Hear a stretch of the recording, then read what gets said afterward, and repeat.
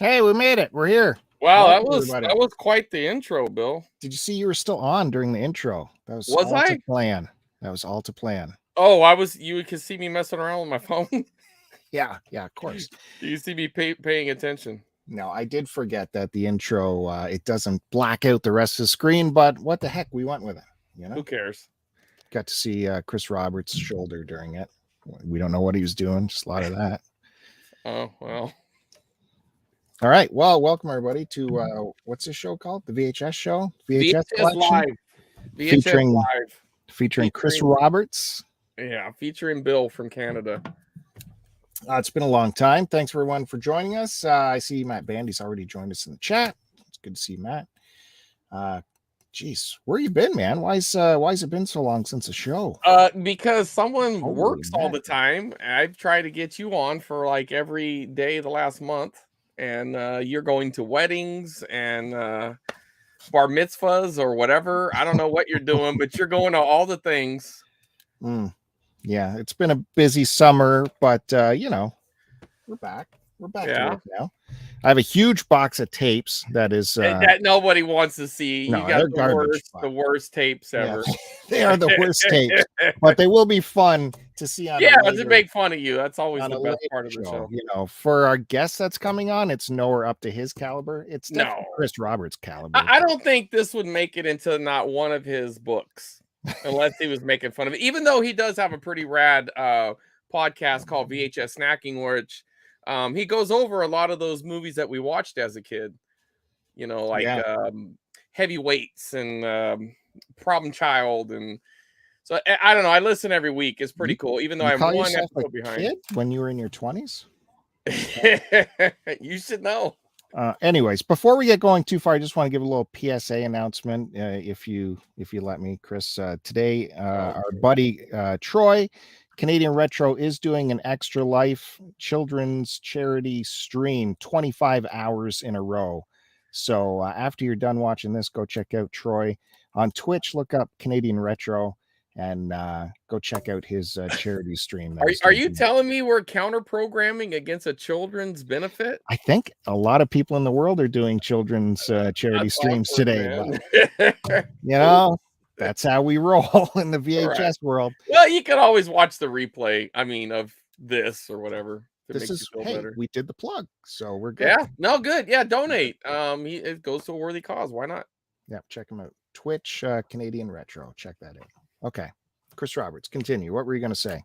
No, I mean, I'm excited about the guest. I buy a lot of this, a lot of the stuff from his website, LUNCHMEAT, and it's got those great books that I've talked about probably every episode. The Stuck on VHS. I got you to send some in. I even bought you a copy because you're too cheap.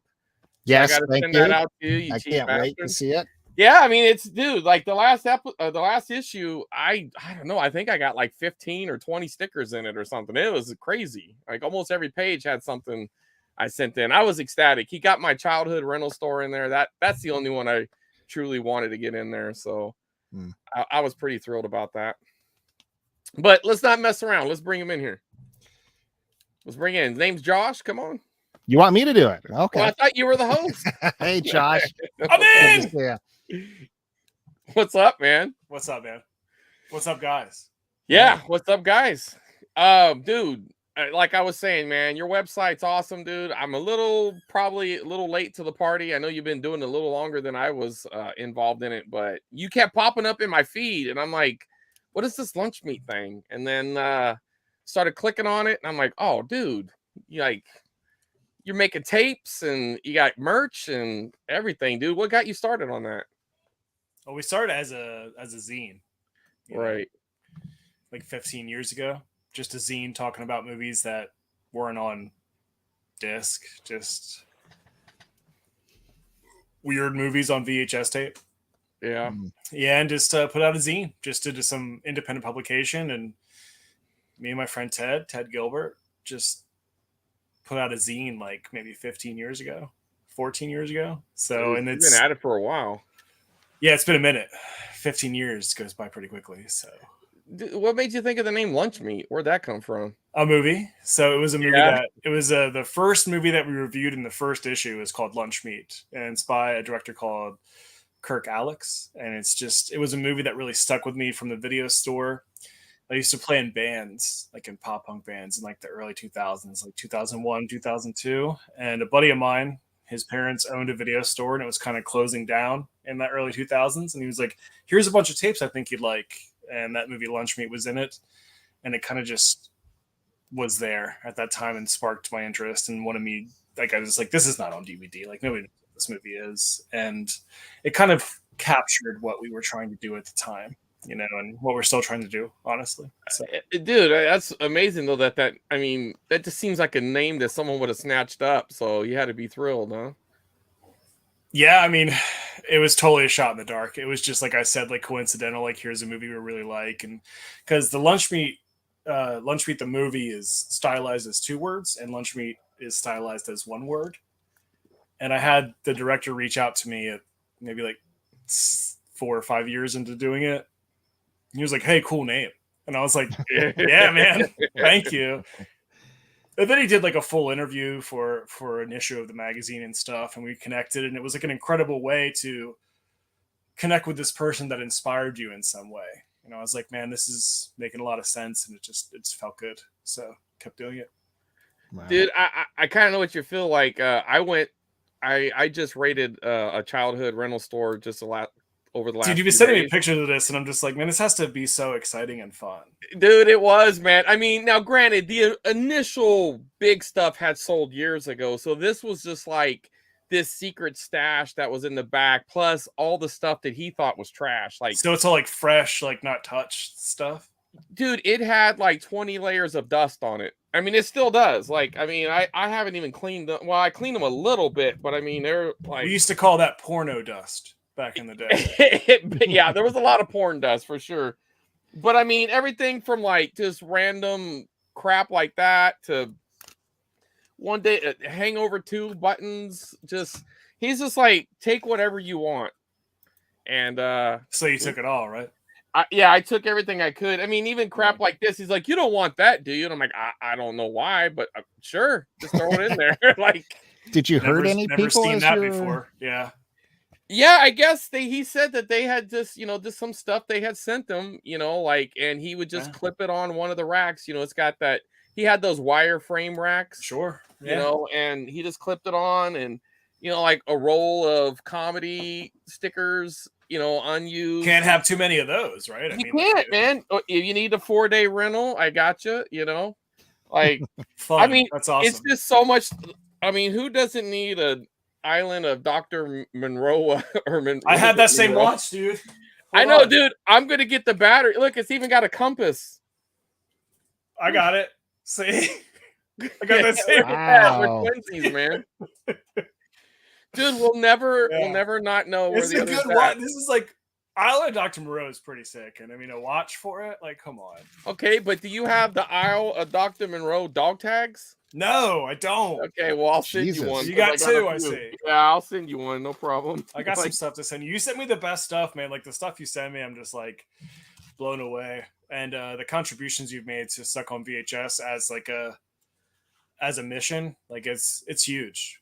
So I appreciate you putting them out there. Just like I had told you, and I meant every bit of it. Like that really meant a lot to get Roy's Esquire. That was like the first rental store.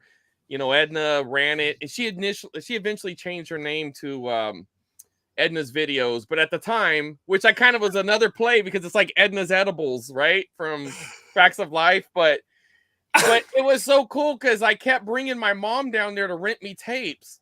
And then I would bring the tape back. So she realized I was responsible. She goes, how about I just give you your own card? And like, I, for the life of me, wish I knew where that was. But she's like, you don't need to bring your mom. Just you get whatever. And she would let me rent whatever. I mean, other than porn, but like I never even asked. Maybe she would have let me do that.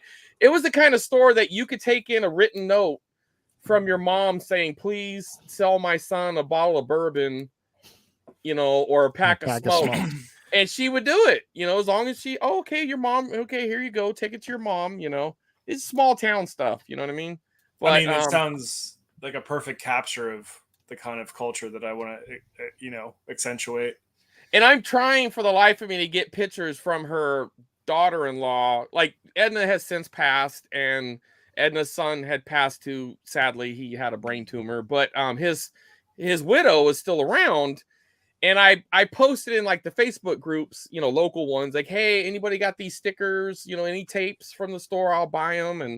And they tagged her in, and she goes, I might have some stuff in the garage, but she never got back to me. And I know where she lives, and I'm going to just be that guy and go knock on the door and be like, listen, give me some pictures or I won't leave. Just give me something. You know what I mean? Like, yeah, the rabidity, like how rabid we are for this stuff is definitely pronounced inside of the tapehead community. And it's funny, like the kind of lengths that we're willing to go to see some tapes. It's it's weird. It's weird. And I just want anything. Give me a shirt, a hat, a pen, anything from the store. You know what I mean? Just I did get some of her games when she was liquidating. I still have her Castlevania, but at the time, like, it was in fashion to take stickers off. And I killed myself that I took it off. But I did eventually get a couple of games that has her sticker on it. So I still have it, but it just bums me out that I defaced them like that. But I know she has more stuff, that daughter-in-law, and that gotta be something. A photo's had to survive, you know, something. But yeah, and I mean, I think that's really cool. I think I see more because of the interest in video stores and the video era and the way it's like swelling, and people are trying, you know, are understanding it more, and the nostalgia is really high. Like, I'm starting to see more like candid shots of video stores popping up because people want to publish that for content. And I'm like, man, this is actually exactly what I want to see, is like pictures of video stores from the 90s, like shot on a 35mm throwaway camera. Like, this is awesome. So, well, get this. I'm going to go back to Gary's. He has their store footage, the you know, like security footage, like closed circuit. I'm gonna, and he said he's gonna throw the tapes out, and I was gonna grab them then, but my hands were full and I kind of forgot.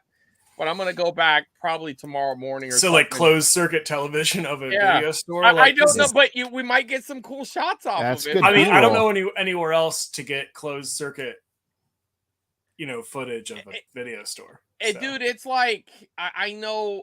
It's maybe on like America's Most Wanted or something, like back in 97. Exactly. 94. Like, where else are you gonna find this crap? I don't know, but I'm gonna take it and go through it, and hopefully it's not just the massive grid that, you know, maybe it's just one shot of the register or something. I don't know. I mean, you're gonna have to look through a lot of stuff probably, but I mean, I think that's part of what we do. Yeah. Like, I think VHS collectors are also focused on content, like more than just like covers or labels or, you know, this kind of thing that kind of gets bigger when people are looking at VHS collecting. But I mean, like, I've always been about content, like what's on the tape. Yep. And honestly, like home recorded stuff, like you're talking about, like people's high school football games, barbecues. I got a ton of weddings. I got tons stuff of like that. Like, it's drawing a lot of interest for me because I'm thinking about it like in like a cultural and societal sense. Like, man, this is like such a raw vision of like us as a culture. I'm just thinking about that a lot, and it's been cool, man. Like, because I've collected that stuff. I realize that, like, this is weird because I've watched it with friends, and they're like, "Hey, man, turn this off. This is weird. We're watching other people." And I'm like, "You think this is weird?" Yeah. I think this is like a cultural like study, like looking at photos of other people. You want to chime in there, Bill, about No. Bill from Canada. I'm just gonna go away here. We haven't heard from you at all. Because I've been taking these wedding tapes every time I find them, and Bill thinks I'm a pervert. It was weird in the beginning, but just this summer I picked up like film from the 50s. And it was dope, wasn't it? I mean, there isn't that much of a difference, but I mean, like, it's, if anything, it widens the scope of people that can do that, right? Because there's a finite amount of people that can film themselves on like 8 to 60 millimeter, you know, and have this black and white soundless tape.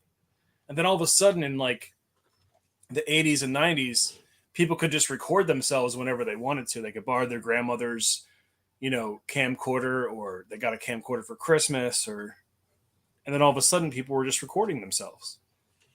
It's kind of like the precursor to YouTube to me. Well, and that's true, but you know, not only that, like you could rent the cameras, which was something that probably never happened in the 60s and 70s. I mean, it was huge. Like, you have to understand, like, video was a rage of technical and everything, like you said, you know.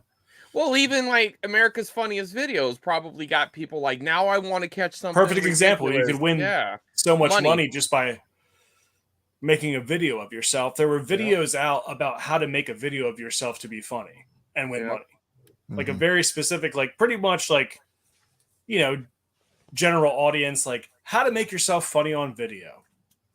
Like I have like 3 or 4 just sitting here, you know, and they're hosted by like famous people or you know what I mean? Well, and that's another one of those cool things that are kind of lost is those oddball tapes like that. You know, like those how-tos, or, you know, like one of my friends, VHS Mikey, you've seen him. I love Mikey, dude. Mikey's such a good dude. Yeah. Well, he's got that that exercising grannies. I'm saying the title wrong, but the dancing grannies? Dancing grannies, right. And it's like, what? Classic. Have to have it. That's like, you know. Right, and all those weird exercise, the themes, I got the horror one around here somewhere, but you know, like it's just. You talk about Linnea Quigley? Yeah. Yeah, I mean, it's just all weird dude, stuff. I showed that in a theater here in Raleigh and had a live workout in front of it. Wow. Well, I mean, even crap like this, man, like, you know. I had that. That too. It is just weird man, stuff. Chris, we got a lot of the same stuff. This is getting VH spooky up in here. Yeah. Dude, the watch was incredible. Like that was honestly, I'm very impressed that you pulled that watch out. I thought I was gonna get one. I have a lot of weird stuff. Like I've honestly been into video culture for like for real, like 50. I mean, since I was a kid, but like collecting like 15 years. Well, did VHS ever go away from you after for a while? Like never. I only got more progressively into it. Right. So just go back for a bit. You guys were talking about the stickers and all that. For those of you who don't know, that's a big feature that Lunchmeat has, is featuring all these stickers that were on your VHS tapes that you right. get Yeah. from So we have stores. Stuck on VHS, which we created to highlight this world, right? Because we do feel like it's like a different world, right? It's a great idea. Like, did that idea, was that an epiphany to you, or was it just natural that you do this feature of stickers? Because it's just a great idea, and you wouldn't think something, just a sticker, we've looked at it all these years and never thought anything more about it, but once they go away, it needs someone like you to come in and show it to us again and go, remember these? They were cool. They're kind of the last scrape of the video era, you know. It's like these, I think I started to realize that these stickers told like a bigger story, right? Even though it's like a small piece of ephemera that's on a tape that we're focusing on, like these stickers tell a bigger story, like the video store you're talking about. Think about the things you just said about that video store. That sticker holds that story in like at least thousands more, right? And that might be the last thing that exists of that video store. It might be like the last physical thing that proves that place was real and that people went there, you know, like the last imprint of it physically.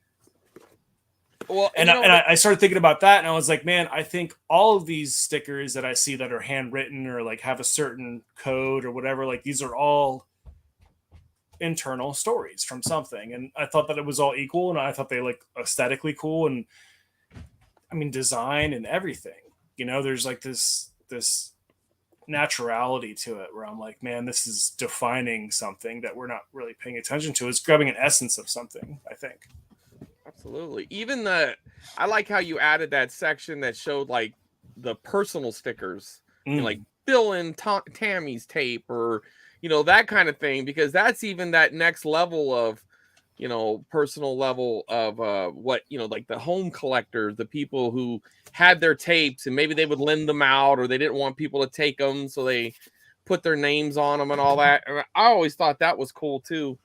Like that one that I found for some reason, Scream from a daycare. Like, I have to imagine that was an important... I think Jackie wrote the copy under that where he's like, I wish I was at a daycare that played Scream. And I was like, man, because we both write for Stuck on VH, we both write copy. Like, it's kind of interchangeable, you know? But yeah, wow. Well, as a collector too, it just fuels us even more, because now we have this extra thing to look out for. It could be another Titanic tape, but you open it up to see what stickers are in there. But yeah, I like what Chris said. Like, that puts you in a situation. That means that there were kids in this room watching Scream on VHS tape, like that sticker tells like a story, like because that means that probably this happened, Right. you know what I mean? And it puts this tape at a certain place, and that like hundreds of people rented this "Don't Go Into the House" tape from, you know, a Nevada video store in like 1996 to 1999.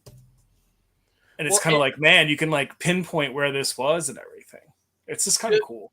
And then I'll find myself like I got an H2O tape, right? And like the hardcore band? No, Halloween. Oh, okay. And it has 3 different stickers on it. So like either one was a sister store and they decided to close it, or they bought out someone else's store, and it's like 3 distinct rental stores with legit rental store labels on it. Yeah. And it's like, dude, this went through 3 times the story. Right. At least the demise of, all 3 stores that died at some point, but like it had 3 shots at glory, and now it's at my house. And I'm like, I don't need another H2O, but I'm not getting rid of it. You know what I mean? Like, I mean, I think it's interesting that's why one of the reasons I started stuck on VHS is for people to remember and like maybe look at it a little more closely. You know, like I have tapes from my video store when I was growing up, and as you get older, you're like, man, these tapes like went through my community. That's pretty cool. Like how many times did I rent this tape, you know? One of the stories that I read, I think it was in the original Stuck on VHS, was, or maybe it was in the LUNCHMEAT magazine, but about that mobile video store. Yeah, Stuck on VHS. Yeah, and that was just so cool to think that there was, and that the fact that it was accepted. You have this van or whatever, it was popular. Yeah, that's insane though. Think about like if I try to start a business now where I was driving around with Blu-rays or something in my van and like, hey, come on kids, come rent this movie or something. I get ran out of town. You know what I mean? It's insane. I wanted to do it in Philly for a little while. I wanted to like buy a van and, you know, build it out and have like a video store inside of it, and we would like come to your house and then put a VCR on your TV and stuff. That would be cool, man. Yeah. It's insane, but I mean, like, I feel like that's something I would do, is like just give people the VCR experience and like have a really cool curated selection of VHS tapes that you could rent and have snacks and stuff, drinks, you know. Have you ever come to your house? Have you seen some of these stores now, like that are selling used tapes? They're making these little theater sections, like Whammy and Los Angeles. I love Whammy. I think they're doing great work. Yeah, dude, it is a pretty cool store. It's not really big, but he maximizes the space, and I like the guy's vibe. I mean, he has a bunch of CRT set up playing, and you know the dude understands. It's cool. I did a little video showing it, but I'm gonna go back and do a better one. That one I was just kind of in the moment, you know, just filming around. Sure. Well, Tarantino shops there. Like, how cool is it? Dude, he shows movies there. Oh, really? Yeah, he had a screening of some movie there. I mean, he owns a theater in Hollywood too. At the New Beverly. I kind of did a show with Whammy recently. I'm friends with them, and I think they do great work, and they carry the LUNCHMEAT magazine, which I appreciate. And I know they have a really amazing space that's really, you know, kind of harnessing a culture out there. And I think those places are so important, man, to like have a place that's like doing it right. You know, like a place that like is giving you what you want.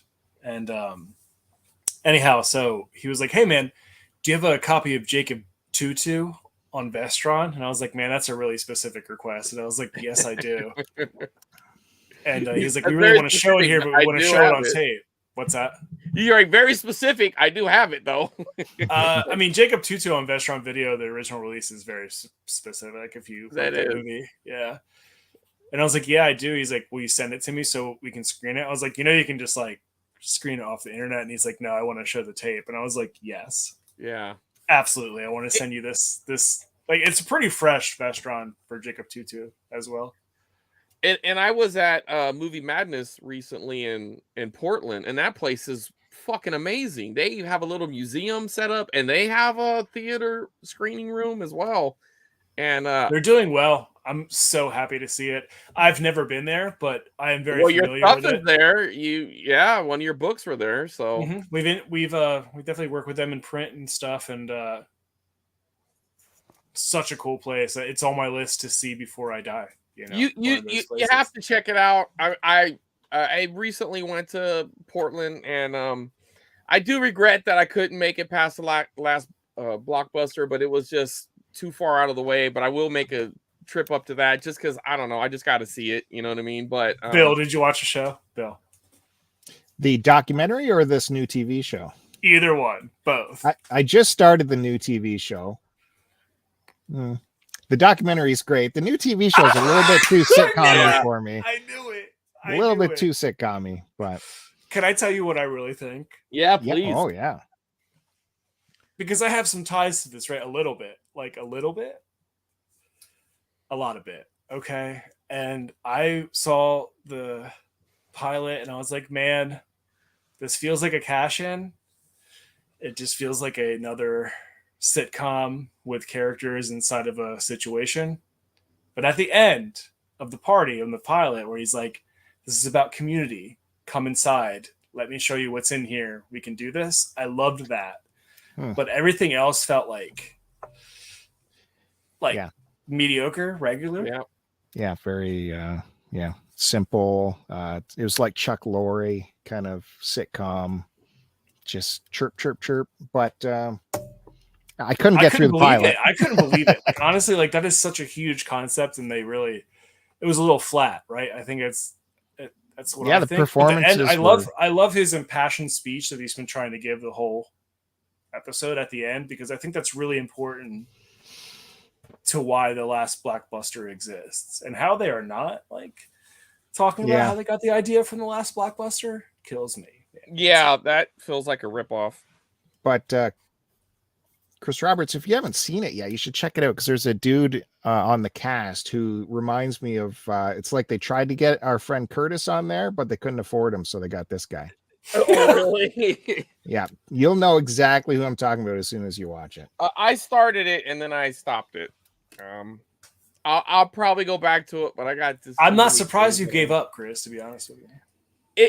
It's not that I wanted it to be good. I just saw too many tropes that I thought were corny, and it's like, it felt like somebody made it who heard stories about it as opposed to someone who kind of lived through the time. Like every now and then I'll run across a TikTok video, and I'm not a gatekeeper by no means, so I don't care what age you are. If you're into it, that's great. But you'll have like this 16-year-old kid being like, this is what I think the Blockbuster experience was, and it's like, well, it really wasn't, but okay. But there's no Blockbuster experience. It's tangential in that show. Like his passion to keep everybody together and everything is going to be a small fry inside of that whole bucket of that movie. And the way they set it up, it just feels like characters inside of a room, and I get it. Right. There's like 8 employees at once. I hope they lean more into the reason that video stores are important, because I got like 2.5 minutes of that at the end and I really enjoyed it. Okay. But who knows if they're going to do that again. It didn't seem like they even played with nostalgia at all. Like they didn't use that fuel for anything. It was it's all character based, right? It's like, you're this person, you're this person, you're this person, you're this person. Yeah. Not even like comparing to like them in a situation of being those people.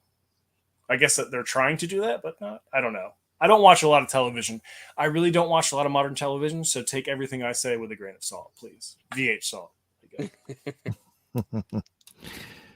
Right. So in Stuck on VHS, you have this massive knowledge of all these stickers and video store histories that have come your way. I'm just curious, how many of those old video stores were laundromats? What's the ratio? Off the top of your head. 18%. That low? Okay. Interesting. Laundromat's kind of weird. In my town, it was laundromats had the VHS tapes for sure. I feel like gas stations, that's a Canadian thing, man. Tanning salons, gas stations, general stores. Right. Absolutely. Grocery stores, general stores. They always had a section. And I would also say tobacco shops is kind of high, believe it or not. And guns. And I mean, like, honestly, everybody had a little video store in their business in like the 80s and 90s, right? Like 85 to like 97. Let me tell you a little run-in I had with a former distributor, or a lady who used to go around setting people up. She would go, I went to a yard sale and I started noticing all this. The first thing that caught my eye was a Royal Rumble, was an old WWF fanny pack, a Royal Rumble, and it must have came with a tape. And I'm like, oh, dude, that's cool. And then there was like a Problem Child kit, and just like all these different things, right? And sadly, I gave that Problem Child. I'm trying to get it back. I know who I gave. You sent me a picture of it, and you said you're going to send it to a friend. You did it, and I was like, don't do that, and you did it. I don't think I said don't do that though. Well, no, actually, that I gave it to an ex's daughter. So I saw the picture is what I mean. Yeah, and I wish well, anyways, at some point I'm gonna buy it back from her. I even told her, I was like, tell her I'll give her $50 for it. So eventually she's gonna need $50 and it'll be mine again. But anyway, that's new, yeah. Anyway, I did that shirt that I sent you that came from that. But the best of the best, yeah. And I got a 16 candles clock around here somewhere. And yeah, I saw that too, yeah. One of the regrets though, I sold this little radio that was for Pretty in Pink. And I at the time I didn't really care for it as much, and I regret that too. I did get like almost $200 for it, so I did get some good, VH scratch out of it, but you know what I mean? It could have been. I have a question. Go ahead. When you're doing a live show, what do you do when you have to go to the bathroom? Like what happens? Oh, if you gotta go, bro. We can fill the time. Don't worry about it. Yeah, totally. Is this okay? Like, is this? Yeah, 100%, dude. If you gotta go, you gotta go. Yeah, I mean, like, this is no. I'd rather you go and be comfortable than squirming for. Knock out. I'll be VH squirming for another 30 minutes. You know what? Go ahead. All right. I appreciate it. I'll hit the VH John. All right. He's going to take care of business right now. Yeah. Woo! Chris Roberts, towel yourself off. He is so excited. He's just a million miles an hour, this Chris Roberts. Hey, well, at least I'm in the conversation, Bill. I'm trying. I'm trying to jump in. No one's tagging me. So no, that was good that you got him going on the book. See, that's why you're the professional and I'm just the guy. So holy Chris Roberts. This is Chris Roberts when he's ransacking his flea markets. Same idea. Yeah, knocking Get out of his way. Yep. If you're an old man at the estate sale, you better watch out. When you're ransacking your store, did you injure any people? No, Gary was a smart man. Gary stayed out of the way. Gary and his lovely wife stayed at the other side of the store. They stayed completely out of my way. Nice. So it was nice. Yeah. Hey, you finally got someone to notice your shirt. That had a like just, I mean, like get out of here. No fucking bullshit, Bill. Get out here. Be fucking so pumped that he noticed. By the way, you can look in the description below if you want to purchase your own Good Times home video. Yeah, you sent me 2 really nice packages of stuff, Bill, and I didn't see one of those fucking shirts in there. Yeah. Hey. Did you guys cut me out? That was so sick. I saw the edit. Yeah, we just dropped you down. That shit was pro. Yeah, well, you know. Yeah, so what are we talking about? I mean, Bill, I got to be honest with you. I want to talk to you more, man. Like I want to hang out with you. Yeah, you should be. Go ahead. Exactly. Not to put you on the spot, can I ask you a question? I guess. Go for it. Let's hear it. Okay. What's your favorite Good Times home video release? I mean, not to put you on the spot. Like, just name one you really like, not favorite. None. I've never seen one that is a quality worthy of me watching. I wear this for irony. Even the shirt is developing holes in it, much like their cassette tapes do. That's bizarre to me. I mean, Good Times put out a lot of good stuff. They did. They listen to Chris Roberts. Every time I show a Good Times tape on this show, he said he has words for me. You have the worst ones though. Like get They Lived, and you'll get the opposite print, and you can put them together, and it makes a full face. Did Good Times put out They Live? I'm pretty sure. Let me see. Carry on. I'll find it. Oh yeah. Let's just wait until he looks through everything. Okay, Bill. So if this is the VH show, why are you here? Like, what's going on? Like, what is? I keep Chris. P.S. Roberts I love that control. you call this the VH show. Like, I can't believe that's a real thing that people use now. It's evolved. It's crazy. Okay. Yeah. It's crazy. No, like Rewind or Die. Like, I mean, I'm recent to coming back to the VHS resurgence. This has only been about a year or so for me because I stumbled upon a horde of like 500 VHS tapes. And that sounds really fun. It kind of forced me to get back into it. I didn't think I would be keeping them, but as I was going through them, it kind of seduced me back into the hobby. I dragged Chris you is still into looking it. for a tape that doesn't exist, by the way. No, it Yeah, does exist. exactly. I just can't find it. So that's how this show started. Just me on a live stream with Chris Roberts going through this tape horde, figuring out, what's Well, decent. I mean, I don't know you guys very well. Let's be candid here. Chris, I think that your collecting skills and your taste for what content is awesome.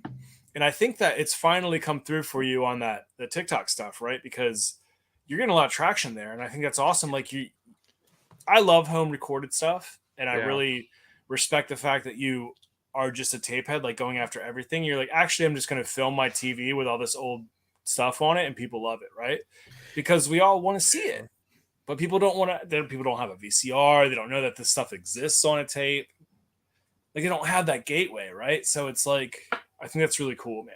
I just wanted to tell you. Thank you. And one of the reasons initially I was filming it with my hand, with my phone, just to kind of like, hey, check this out. But then I looked at it and I thought, you know what? Because he's been trying to get me to rip it, right? And some of this needs to be done. And I tried, and I have. You're not ripping this stuff? And I have some computer issues. I'm trying. At least rip it to another tape. No, for sure. Believe I got dubs, you know what I mean? But yeah, I know you do. I see you can't rip it to a computer, but you can dub it.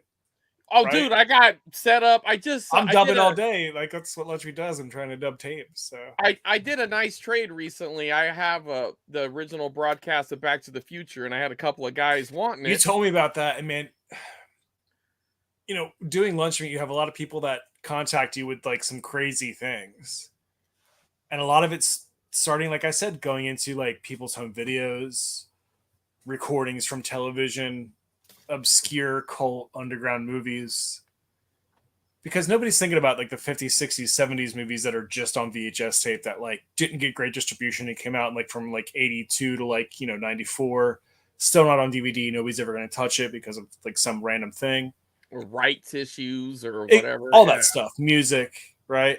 Exactly. And then there's a whole world that's like, look at this actual like otherness of content, and you're like, man, this is why VHS matters. And I think that's why the culture is expanding. Is because we're like, there's so much going on here. Well, think of this for a second. I know you have, but there was a time when I used to see that little edited for television that used to like, oh, I hate that. And now I live. You gotta get on cable, man. Get on cable. Right, but now I live for it. That's what I want to see. When I buy a tape, like if I get a random tape that, says Terminator on it, I don't want a tape-to-tape dub. I don't want the HBO broadcast. Well, there's plenty of Terminator tapes out there. I know, but what I want is the damn NBC broadcast or whatever with commercials. That's what I'm looking for. I want to hear them say, right. So because the recording doesn't exist or whatever. You know what I mean? So like transient, right? And you're like, man, when Terminator really hit you or hit somebody else, it probably came across a TV broadcast or a video rental. Right? Right. So there is a very specific state of remembrance and nostalgia, and like it's the commercials, like it's everything. It's like a visual audio visual vibe for like 2 hours. And you're like, man, this can really take me back. Like you see friends, you guys go to flea markets, it's like they find this one like small toy, or they walk past a shirt and they're like, man, that just gave me a core memory. Mm-hmm. Like VHS gives me so many core memories like all the time, and it's still creating core memories at my age right now. And I think that's really amazing about the format. And you know what? That is actually one of the most common comments I get is core memory unlocked. Mm-hmm. I mean, you can go through my freecreditreport.com commercial, and I swear that there has to be 400 comments that say that or some sort of variation of that. Well, I mean, the specificity of VHS is still not looked at. as it should be, because it can capture anything, like literally anything. Yeah. We use VHS aesthetics and filters to make things look more real now. Right. Adding So brain think and about that, right? Yeah. So it's like you see somebody levitate off the ground on a VHS footage, it's going to seem more believable than somebody levitating off the ground in, motion blur, Right. So it's an interesting thing because it is real. It's a very early way. Like, can you think of, I don't know, man, there's so many visions on VHS. Like, it's their entire culture, from like 80. It's dicey, but yeah. Well, and even some of those one-off broadcasts that will never be shown again, like it was a special, or like Geraldo looking for going through Al Capone's vault. Now, of course, that was taped multiple times, but that would never be shown again. You know what I mean? Like, I mean, it was already past the point. Like, it was, but there's movies modeled after that. There's movies modeled after these natural occurrences through video that we talk about, and I think that's important to remember, and then like actually look at real footage and how much more powerful is that footage. Because it's real, makes you think about it. You're like, man, like, how many like weird videos have been sent in to like America's Home Videos, and like weird videos that like have never been seen by like more than like 4 people, or even Jackass. Can you? Sure. I mean, there has to be outtake stuff. I don't know. I mean, like, Well, dude, they used to put the disclaimer: please don't send certain types of shit. We will not. Because people were doing it. Because they had to put that disclaimer up because people were doing it. They were sending people like breaking their leg trying to do a kickflip and stuff. Yeah, it's like, please don't send us that. But that stuff exists on tape. Yeah. Well, the power of VHS. Let's thinking in Canadian terms, like Tom Green. You guys know who Tom Green is. He got his start in Ottawa on the Ottawa cable channel, and he wouldn't have became who he was without VHS tapes, because we all started trading these VHS tapes that had Tom Green's Ottawa show on it that only people in Ottawa would have seen. But because of this little tape trading community that stretched all across the province and probably across Canada, just Tom Green naturally grew and grew until he hit the big time in the States. So VHS is, I love that you brought that up, Bill, because I feel like that is the trajectory for a lot of underground stuff. There was tons of tape trading throughout the 80s and 90s. There was whole just like personal distributions, like how people are doing labels right now, Chris. Like there was people like just dubbing this kind of stuff and looking at tape trading, what people wanted, and getting a dub and putting it out. Well, and like even like more focus tape trading, like wrestling, like that was a huge deal. Wrestling tape trading, that was going on for so many years. Yeah, I'm hiding my porn. Nah, I'll put that right out. I don't care. Yeah, but that was another thing. I was listening to a wrestling podcast the other day, and they were just talking about like these mythical matches that they thought were bullshit, because we want to see them, right? And I mean, like, are they on video? It's like and literally, like, there is only one recording of this thing, and there was a guy, Jim Cornette, who rescued all of these tapes that were thrown into the dumpster. This was like this whole history. Wait a minute, Jim Cornette with the tennis racket? Yeah. So he saved a bunch of tapes. There was a wrestling promoter who was going to throw I know out, who Jim Cornette is. Yeah. Yeah. He's going to throw out all the tapes from like Mid-South or one of these regional wrestling organizations, right? He goes and jumps in the dumpster and starts pulling out all this merch. And a lot of it was these tapes. And he's got these tapes from like Florida Championship Wrestling, or it was one of those regional wrestling organizations. And so someone literally threw him away, and he went and rescued him. And it's like, yeah, that's my guy right there. You know what I mean? Because I would have done that. You know, that makes me think of is how many other people probably threw away VHS tapes of their small wrestling league that did not get saved by Jim Cornette. They used to tape over him to save money too. So right, there was that as well. You know what I mean? Like, insane. Yeah. Tape stock is expensive. Going back to your movie editing from the TV station, of course, I can speak a little personally on this because we actually did those edits at the TV station I worked at. And it was funny because in Canada, we got away with a lot. especially if you aired it after the watershed hour when kids went to bed. So we could leave all kinds of swearing in. Nudity, you'd have to make a judgment call. But the funniest edit, I think, that we always did was mother effer. That word. It came to light that the CEO of the company, his wife, hated that term, mother effer. Just drove her bonkers to hear that.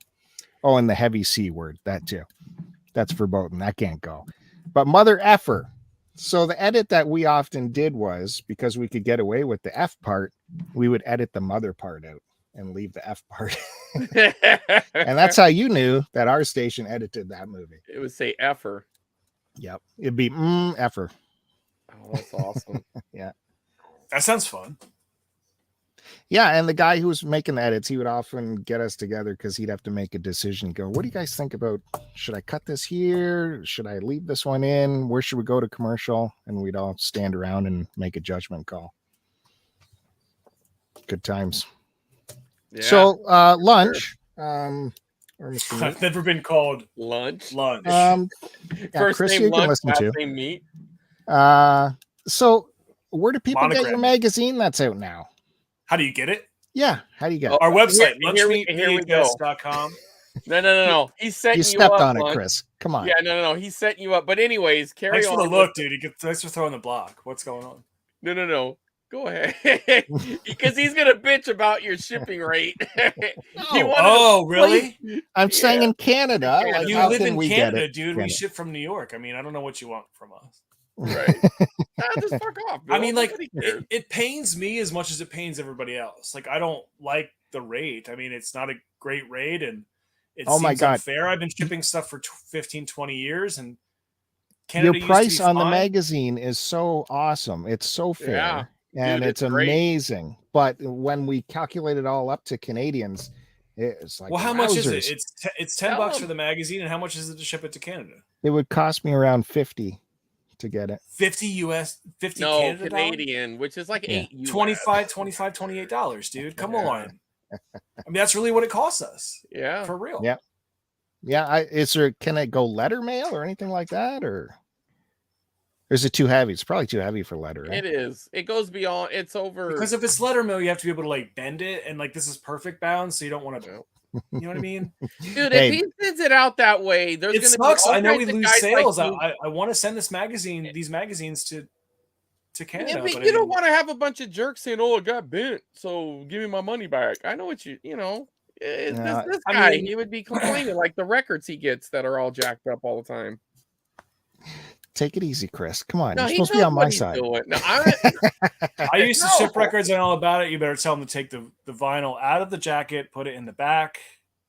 Right. Yes. yeah. Well, he's Totally. talking. That's- He's I getting it mean- from Amazon, and it's Ooh, trash. no. People, they'll put it in an envelope or something. Yeah. It's Yeah. insane. They have. They will. He's gotten. Some That's of the- insane. Like, It's who thinks this crazy. is gonna make it? Yeah. I know. Put a They double do that. LP in a double LP gatefold into like a piece of plastic. Like, no, that's not gonna be okay. So are you looking to expand distribution like worldwide, or like find distribution partners in other countries so you don't have to worry about shipping? Like, is that on the docket in the future for you? Sure. I mean, honestly, I know this is kind of a funny question, but I mean, like, I ship from the US. If people want to ship stuff from Belgium, Canada, Germany, if people wanted to buy enough stuff to make it worthwhile, absolutely. I mean, if they feel like they can distribute it there, then yes. Yeah, I'd And- love to see a distributor in this country pick you up and have a truckload of them. Oh my god, And I would think it's love that, deserving. dude. It's totally deserving. Because it's so hard, when you like shipping is so hard to Canada. Like, I didn't know we get so nitty gritty on this, but yeah, I mean, like, shipping a tape to Canada stinks. It's just not good. It's hard. Yeah, It costs like I hear you. $16 Yeah, totally. Okay, so Chris Roberts did step on your website name. Yeah. again, so Sorry Duke's about really that. wanting to get it from you. Oh, lunchmeatvhs.com. There you It's go. just all lunchmeat VHS. I totally recommend it, and your merch is cool. It's Thank Thanks, man. Yeah, it's all good stuff. We're gonna make more stuff. I mean, Dude, I've been trying to get one of those Blockbuster tapes, man. Every time one of we're those. Gonna do it for Black Friday this year. Okay, well, I need to get in on it so it's not. It doesn't look like a rental anymore, though. We're putting in a large clam and like using like poster art, so it looks like an old school VHS, but it won't look like a rental because we don't want to do that anymore. That was just too crazy. And I just want to help support. No, I appreciate that. I think that documentary is really good. Like, I think he's a really good filmmaker. Have you seen the ska documentary he did? I didn't know. So that's one he did before that, and now he's working on a Build-A-Bear documentary. Okay, that's smart though. I mean, that's going to strike a lot of people in the nostalgic nerve. 1,000,000%, and I think he's going to do it really well. And I'm excited to see it. Well, another one that you released, I know you don't make the tape, but the VHS Surfer, I love those, man. The Meet the Collector, like that's some cool shit, dude. I bug him every few months to, hey, dude, when's that the third tape coming out? What's going on? He hit me up the other day and told me that people were asking for it. I heard he just recently told me he took everything down from online. He said he's just tired of the internet, and he was like, I don't want to do this anymore. And I was like, I feel you. Like, the internet's hard. Like, I'm tired of the internet too. And VH Surfer kind of came up on the YouTube, and we put it on tape to like really draw attention to it. But he has like at least 2 tapes worth of episodes. Oh yeah, for sure. And I try hyping him up because obviously he's like grossly underviewed. Like, I mean, that's some of the coolest shit, man. Love it, but I could see where that could get you down, and I don't know what the other. I think everybody, has some problems with the internet, but like he was just like, yeah, I'm just gonna take it down. And I was like, cool, like, well, let's just do it on tape. And so it's all down now, and let's put the rest of it on tape.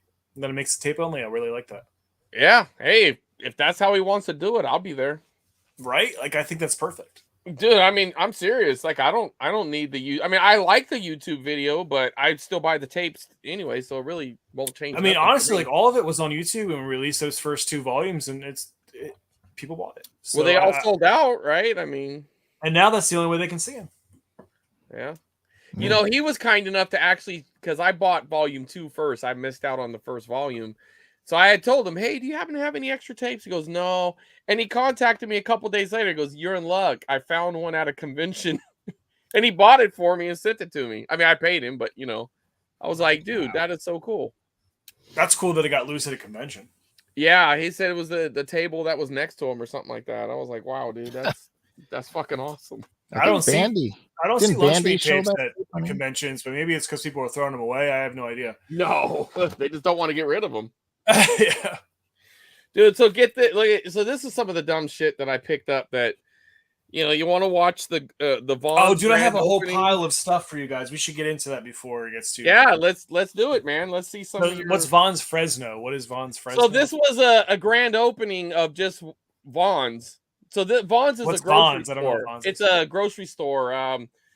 There used to be Save On, and then Vaughn's. Dude, I love this. I need to see this. Yeah, this is a grand. Also, get this. It's not accessible right now, but there's a local restaurant. It's a Mexican restaurant that's a buffet called Ole Frijole. Anybody in Fresno has gone there at some point. I have their demos for the commercials. Like all the people it's just random that I found it at this estate sale, and it shows all. Did you watch it yet, Chris? Yes, I did, and I'm like, nobody was gonna like this, but guys like us. So it's just so hilarious because it's these people practicing. Is this shot on video? Yeah. Or is it shot for real? I think I don't know. I don't know. Did you watch that Meyer video I published on your channel? Do you know what Meyer is? Yeah, the like Fred Meyers or whatever. Is that what you're talking about? No, like Meyer, like the it's like MEIJER, like Meyer. It's like a grocery store in the Midwest. Yeah, I didn't see it though, but it feels like the same thing you're talking about right now, where it's like an intro to like, here's our store. Yeah, it makes me think of when Dunder Mifflin was, doing their little tapes or whatever. Yes. Yeah. You know what I mean? But Yes. yeah, dude, there's one thing that I'm like, okay, so you know how like the Burger King, like the employee training videos, there's some notorious ones. Oh, the like Wendy's one? Yeah, Amazing. the Wendy's one where they're rapping or whatever. Yeah. Okay. Amazing. I used to be a manager at Chevron in the really early 2000s, and we still had some of the VHS tapes for Chevron. Tapes. I'm killing myself I didn't take them when I quit, because can you find them now though? Like you I've look at tapes all the time. dude. I've tried. I even went back to the store, and like it's owned by completely different. You went back to the store, dude. I went back. I'm like, listen, I used to manage this place. Can I get those tapes? That's amazing. I even tried to play the role that they were amazing. mine. You're like, hey, I used to work here. Do you have any like old VHS tapes in here? Like, this is how you know, dude. Dude, it's the most awkward shit, dude. So it was like, it's so it's not like, awkward. It's just like kind of like. No, I'm not even talking about that. You're crazy, dude. No, well, they think that's not the one I'm talking about. The tape itself, there's like an employee, right? And he's like a Chevron employee, and they're trying to teach you do's and don'ts. So like a little person came in, and the guy's like, "Hey there, little lady." And he's like, "Don't do that." You know what I mean? Like, don't do that. Yeah, and it's like the guy's being real sexist. This sounds like extreme. Dude, but it was done in such a tongue-in-cheek, hokey way. But it was like like I've seen a lot of how-to videos that are done in a mockumentary sort of way. Have you got the new issue of Strange Tapes yet? Just came out. No, I'm gonna. Okay, so there's a pasta maker tape that feels like a parody of a how-to tape, but it's for a pasta maker, and it's reviewed in there. It's amazing. Like, it's like everybody knows that like making a how-to tape is kind of like bullshitty, right? Right. So they kind of made it like a parody of a how-to tape. It's amazing. Like, it's not on YouTube. Like, it's. Well, when I went to college for broadcasting, it was kind of something you had to learn, how to make corporate tapes like that. Well, it's kind of wild. If you're going to college and they don't teach you how to make like a fucking really square bullshit corporate tape, how are you going to even exist? Like, there's no way that you can exist. Like, there's no way that you can exist unless you're trying to make like shot on video, like experimental films. Then you're going to look like us in 30 years. You know? I'm actually in my company's corporate DVD. I bet. How do you guys do this? Like, how do you guys get to? Well, we had a guy come out and film it, right, and edited it up, and so I was an abusive father. Shocking, you know what I mean? Even though wait, I'm lost. Like, in a movie or like? Yes. So okay. I drive school bus. So we drive a school bus? I do, and we have training videos. You're a bus driver? I am a bus driver. Dude, that's so sick. Yeah, and so we have a training video, right? And we have tons of training video actually, but they wanted to make a new one. So the guy came out and started recording, and they were like, "Hey, do you want to be in it?" And I'm like, I was out there washing buses. This was during the summer, so I'm like, "Hell yeah! Do I get paid?" They're like, "Yeah, we'll pay you." What? And I'm like, they pay you? Yeah, I got paid. I'm a trained. I'm not. Oh SAG, my so god! We got to release the shit on VHS. Get the rights. I could probably just do it. I don't know. Like, you're right. I probably should get the right. Definitely just do it. Right. So look, it's the ethics of student confidentiality for school bus drivers. And so you're in this movie, dude? I'm in it. I'm the abusive father. How long is the runtime on that? 20 minutes. So it'd have to be. Damn, that's pretty long. That's pretty long. Yeah. I'm not in the whole thing. There's different sections. So there's like, right, but you can sign it and you're in it. It's fine. We're gonna make VHS copies that you sign it and you're in it. That would be awesome. Okay, so when corporate tapes like are no joke. I mean, corporate tapes were different throughout the 80s and 90s. I mean, have no illusion. There are some really bad corporate recordings out there.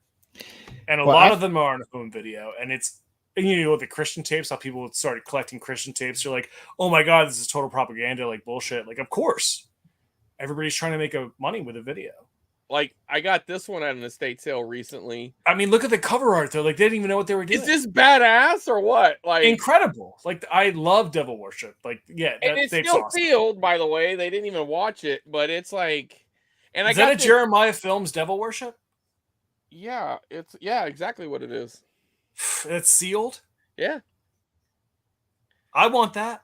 Well, I mean, so do I. But, Can you put it on your trade pile for me, buddy? well, we could maybe. We'll see. And also, I mean, but why do I want a sealed copy of Devil Worship and Other Things by Jeremiah Films? Because that tape is insane. And Jeremiah Films was putting out insane, like, crazy aesthetic, like, bad Christian propaganda. Like, but they have so much cool footage that they were trying to exploit through their Christian propaganda, but it gives us really amazing visions into VHS tapes, horror, Satanism. So don't say that I wasn't right. That's the wrong logo, dog. Well, but it's still good times. It is, but I don't think I've ever seen that copy of They Live. Like, have you? Oh, not you, Bill. You don't even care. So No. He's shown me this before. He's bragged it. Is that Canada only? Because Good Times I think was in Canada, right? No, it's New York on the back. No, New York, Canada. What's the difference? So after college, I did do a corporate tape on my own. I produced a corporate tape for, it wasn't Devil Worship. It was for this tractor It has company. to be injuries, right? Please be injuries. It was a tractor company, and they developed these attachments you could put on your tractors. Oh, that And, sounds so boring, dude. Yeah. So I did direct it and shoot it and write it and edit it and do all the business. Did they release it on video? What year? Do was it on this angle. We'll do it on this angle. Do this. We'll just shot it for a day. Went into the edit suite, edited it for a day, and then the owner wanted to come see some of the editing. Owner of what? The company? The tractor company wanted What to see tractor the company? Ferguson, John Deere. No. It was this new upstart. They invented these add-ons. Oh, so they want to make a video for their add-on startup for that they would play in loop at a corporate event.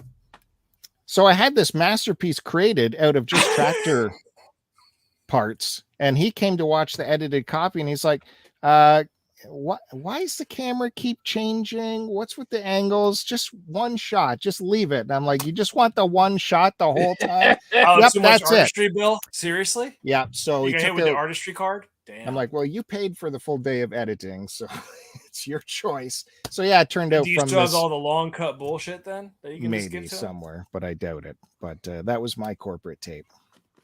All right, did not work out, right, Bill? So what I'm No, saying is these no. corporate tapes that like actually are entertaining are pretty cool.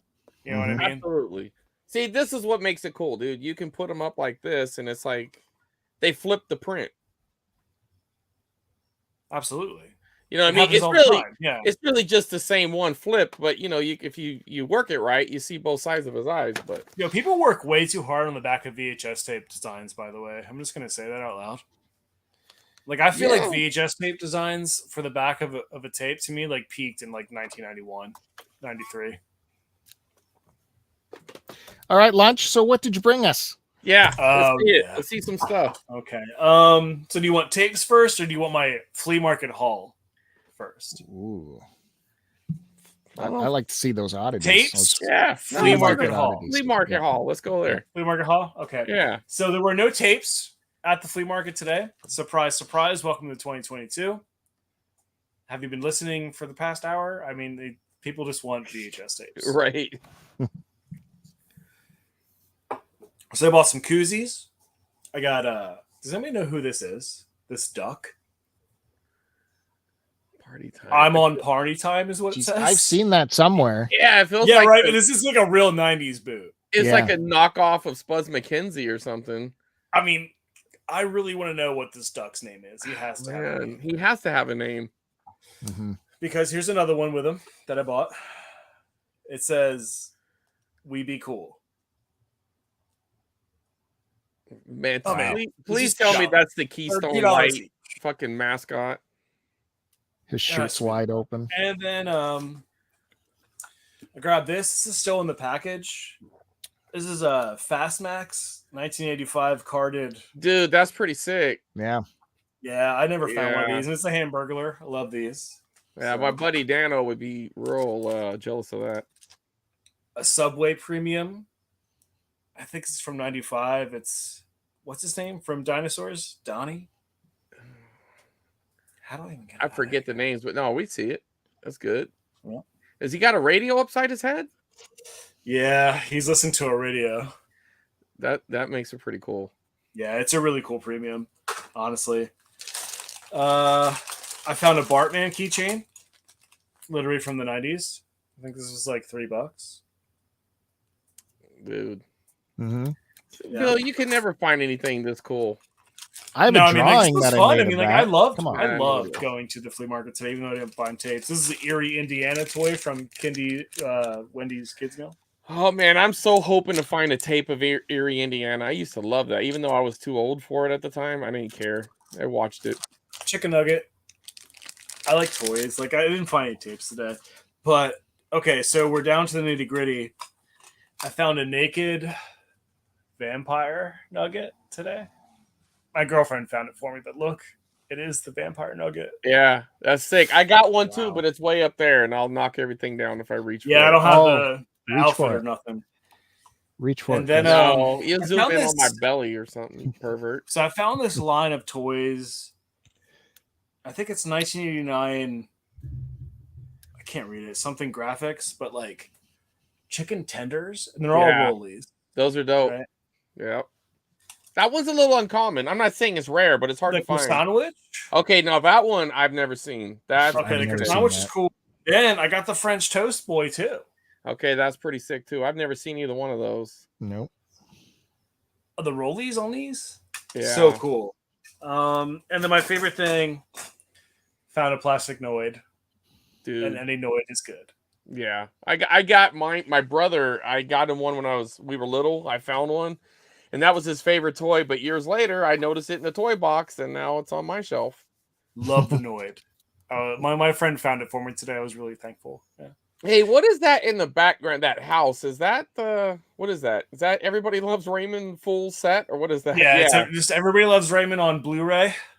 Dude, I found that. I went to 48 Blu-rays. right. episode I went to a hoarder estate sale, and I got that brand new. Those things ain't no joke, dude. Those sell quick, and they were some coin. Wait, you talk about the house thing? Yeah, I You- sold how many- mine for you like had 100. one? Yeah, but you know, hey, You let it go? $150. Yeah, That's insane, dude. I'm not Why that would you big let of that? Did it light up?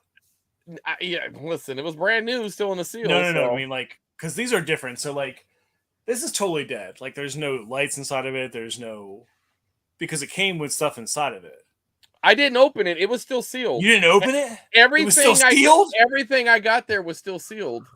I got a No. photo up somewhere. Oh yeah, I got the. So you have a sealed one of those, so it lights up. Well, I It had. has I lights sold inside it. of it. It has a house tape that you play inside your video store, and it has oh shit! literature Well, inside of it. I didn't know all that, but it's gone, so it doesn't matter now. You still But would have it's Dude, just sold but it. she sad, had a dude. ton of Seriously. sealed VHS, and I did get those. I That got makes me so tons. sad, dude. Like Well- sealed. I've never even seen a sealed one of these house things. Dude, everything in her house was sealed. This lady had a condition. She bought shit and never used it. But She you had. can't buy one of those. I mean, like, She bought a that's- brand new when it came out. no, it's a video store promo. You can't buy it sealed. Oh, like it Okay, came in. It came in a then piece of maybe we're cardboard. Yeah, we might be talking about two different things here. This was a box that looked like Raymond's house. It was sealed and it had all the movies in it. It said Everybody Loves is that Raymond. DVD Complete- though? You know what? It was DVD. You Yeah, got that's, Blu-ray. That's a DVD release. Yeah, Okay, I know what well, you're talking about. It's a different yeah, one. yeah. You're right. Okay. So this is like now I a- feel better because then I felt like Yeah. I got rid of something yeah, really this- cool. I Yeah, don't think but it this went ever for- like was sealed. You know. No. Okay, then we're talking about two different things. It was DVDs. You're right. And anyways, it's gone. But I was like, okay, it paid for the whole lot. So I was Yeah, I like, bet. yeah. I mean, I love and those some. movies. House rules. Yeah. All right. So let's see some tapes. What do you got?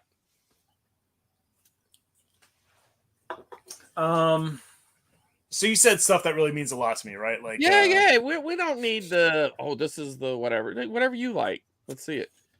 America's Deadliest Home Video. I found this for 10 cents at a local flea market, like the flea market that I went to growing up and throughout my 20s. Probably till I was about, like 6-7 years ago, till flea markets like really started to get different.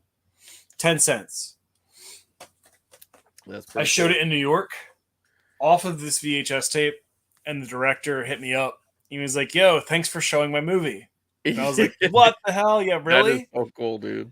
And he's like, yeah, just thanks so much. And he was really grateful. I was like, hey man, I would love to like put this out.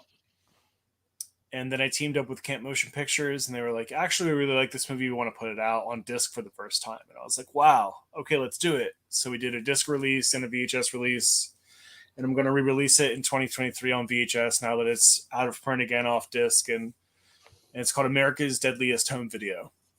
Wow. And Cool. I'll it's get in on that. really early, like SOV stuff, really cool, pretty greasy. You'll distribute that through your website. Not right now, but we will. We've done interviews and stuff, but I bought that for 10 cents at my local video store, and like I said, the director sent me a sealed copy as a thank you for putting his movie out. And I think that these two things together have huge power, and I'm really excited about this. That's amazing. This thing happening in my room right now. Yeah. Yeah, that is cool. Thank you. This movie called Slaughterville, which is a total shot on film, late era horror movie that is not very good, but it's also very good. I don't know. Anyway, this movie is very hard to find. I think there's like less than 50 copies of it out there. I had a friend find it for me in Texas, where it was made near Arizona. And I can't believe that I have one of these 50 copies. I think that I only know one other person that has a copy of this movie. And the movie's good. It's like a psychological thriller. It has some parts where I'm like, man, I wish this part was not in this movie. And but overall, it's pretty experimental. It's definitely like psychedelic horror in a way. But yeah, I'm still thinking the duplication house that gets the order to only do 50. 50, right? Well, I mean, the thing is, they probably made more than that, but they didn't sell more. Yeah, they probably got destroyed, probably to write it off. Yeah, I mean, like this movie didn't really go anywhere. Slaughterville, if you can watch it, watch it. It's pretty good. I got two more. Dude, you can show whatever you want. We can go through your whole shelf if you want to flip that camera around. Let's go. I'm going to need a break after this one. Actually, I need a break right now. Can I get a break? Go ahead. 30 seconds? Yeah. I'm not used to the live stuff, man. Don't even worry about it. An hour and a half, man. Like it's... Dude, go for it. Do what you got to do. Yeah. Live on YouTube right now? Yeah, Super we're live. This is sick. Yeah. You can't get any liver. Do you want a party? It's party time. Okay. I'll be right back. I'm just kidding. All right.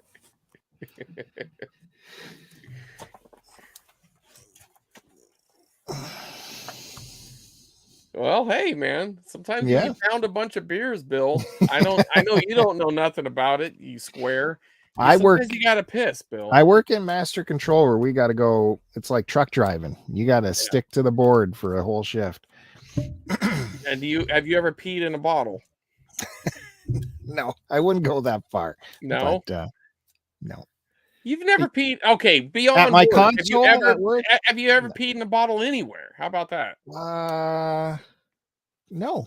You ain't lived. No. What? No. Oh, have you peed in snow? I have peed in snow. Okay, well that's definitely better than a bottle. I would think. He's back. Let's go. Okay. Sorry, we were just talking about peeing in bottles and snow. Yeah, peeing in a bottle in a van is how you're in a band. That's I mean, I've never been in a band, but I peed in a van in a bottle. That's when I did it. When we were like driving back from like shows when you're like 18, 19, you're like, yeah, man, we're going to drive for the next 3 hours. You have to go to school. We're actually going to drop you at high school when we get back. I was like, it's going to be 6:30. Like, no, it's going to be 5:30 and you're just going to wait in the parking lot for like 2 hours. So we're not taking you back to your parents' house. And I'm That's like, the way it goes. Dude, I drive a lot of, like 2 states away. So that was cool when I was like 16. Dude, I drive a lot, so I have you just pee in orchards and grapevines. Who cares, man? I love peeing. You just got to pee. I mean, hey, it's natural. So do you want to do another tape? Yeah, let's see it. Of course. This kind of rewinds back to what we were talking about earlier about other people's home videos. This one's called VCR Repair for Brother Nick. This is probably the most significant other person's home video I've ever found in my life. It's a guy who owns a VCR and television repair shop in about like 1993, 94. And this is in like the Delaware Valley, probably like 50 miles outside of Philadelphia or in that range. And he completely cleans and fixes a VCR for about 38 minutes. And then he takes him to his house and he plays a keyboard that he got for Christmas. And then he takes him to his flight simulator where he shows him, he has like a complete flight simulator. It's incredible. Like it looks like a computer, but like a desktop, how we know it in like the 90s or whatever. Right. But it's a complete flight simulator with the steering wheel and everything. And then he somehow connects the visual to the inside visual of the flight simulator and shows it for about like 20, 30 minutes, crashes, lands a couple times. And then at the end, a producer, it takes him back to the TV VCR repair and shows him a complete tour of everything of this TV VCR repair shop in like the 90s. And he uses like the on-screen input and stuff where he like has words float across it and stuff. Yeah. Yeah. And I found that at a Goodwill in a bin. Okay, I was about to ask you, how'd you find that in a Goodwill bin in right outside of Philadelphia in a place called Belmore, New Jersey. Probably about like 6-7 years ago. Dude, that's so awesome that you're preserving that. It is one of the most amazing video letters. It like made me realize that people made video letters throughout that time. And you think about like, when's the last time you read an article about like somebody, like the way people made video letters through like 83 to like 99? Right. Like that was a thing. People marketed products to making video letters. Like TDK, JVC, Sony, all these people were making video letter tapes at one point. Tapes to make video letters. That's how popular it was. Yeah. And now it's just gone. Yeah, and you know, another weird thing from that time is people sending in like pictures and their snippets of home videos, and then a team, you know, sending into a company, and then they make it into like and meet the Johnsons, and they show that shit all leaves, right? That shit goes in the trash. Yeah, and I've got a couple of those, and they're wild, man. See, that's what's amazing. Like that's what I'm talking about, Chris, is like finding that stuff and being like, what is this? You have to look at a lot of stuff that like doesn't mean much. It's like not everything. Sometimes a cigar is just a cigar. Right. And that's okay. But sometimes it's not. It's like something very bizarre and interesting. And that tape that I just showed you is like somebody's friendship with somebody over 10, 12 months, 14 months, captured on video, and exactly what he wanted to show that friend. And he just recorded it onto a video and he sent it to them. And originally he was doing VCR repair, which is the best, right? Right. And then it gets into his entire life. It's almost like, it's like a small blip of this man's life for a year. Like not even cinematic or like a film or whatever. But the rawness of it comes back to something where you're like, man, let's look at this. You know, you can see who this guy is. You can see like how he lives, like certain things about his life. And he cares enough about Brother Nick, which I don't know what brother means, because there's no like religious stuff or anything like that. Right. It could be a brother. It could be a friend that he considers a brother. It could be religiously, but you don't know. That's kind of cool. Either way. Could be. Well, yeah. Yeah, but thank Christ they put a decent label on there that piqued your curiosity enough to grab it from the bin. This is what it looks like. This Scotch T120. You can't see it, but VCR repair for Brother Nick. It says bro, BRO period Nick. Well, you got to put the period in. I mean, okay, so I got one more, right? Yeah. Sure. So, I mean, you can show whatever you want. So you guys brought me on here because I do lunch meat, and you guys are so kind, and I could not believe what you guys were saying about me on the internet to try to pump this interview up. Bless you. It's all earned, man. The best thing I've ever done with lunch meat is find people that are exactly like me, that think that VHS tapes are cool and that are into obscure content and are interested in the ephemera of culture that existed inside of the video era. And when I did VHS Fest over the past 7 years, the best gift I ever got, I don't know his name. If I post this on the internet, he'd probably tag himself. But I want you to see how ironic this is. It is a copy of You on Kazoo, sealed with a kazoo. With the kazoo. Oh, in it. Shit. I don't know anywhere else in the world where you can find this. With You on Kazoo, with the kazoo You sealed. can't even find the damn tape, let alone like that. Yeah, I saw that people are paying like $800, $1,000. I know, that's just what for I'm the saying. tape. Like this is a sealed copy of it with the God kazoo damn in it. it. Yeah, that's a house payment right there. Do we know this kid? Who's the kid on the front? He was he's all got famous now and stuff. Like you can look him up. Like it's already happened, dude. Right. So that is like, yeah, Mikey, it's pure gold. You're like, how do you get handed this at a fest that you're doing? You're like, well, I must be doing something right.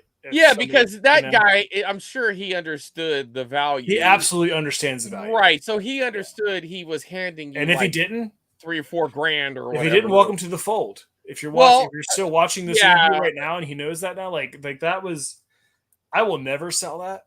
Right. I'll probably get buried with that shit because like that is like a golden sword that somebody hands you at their like, weakest time.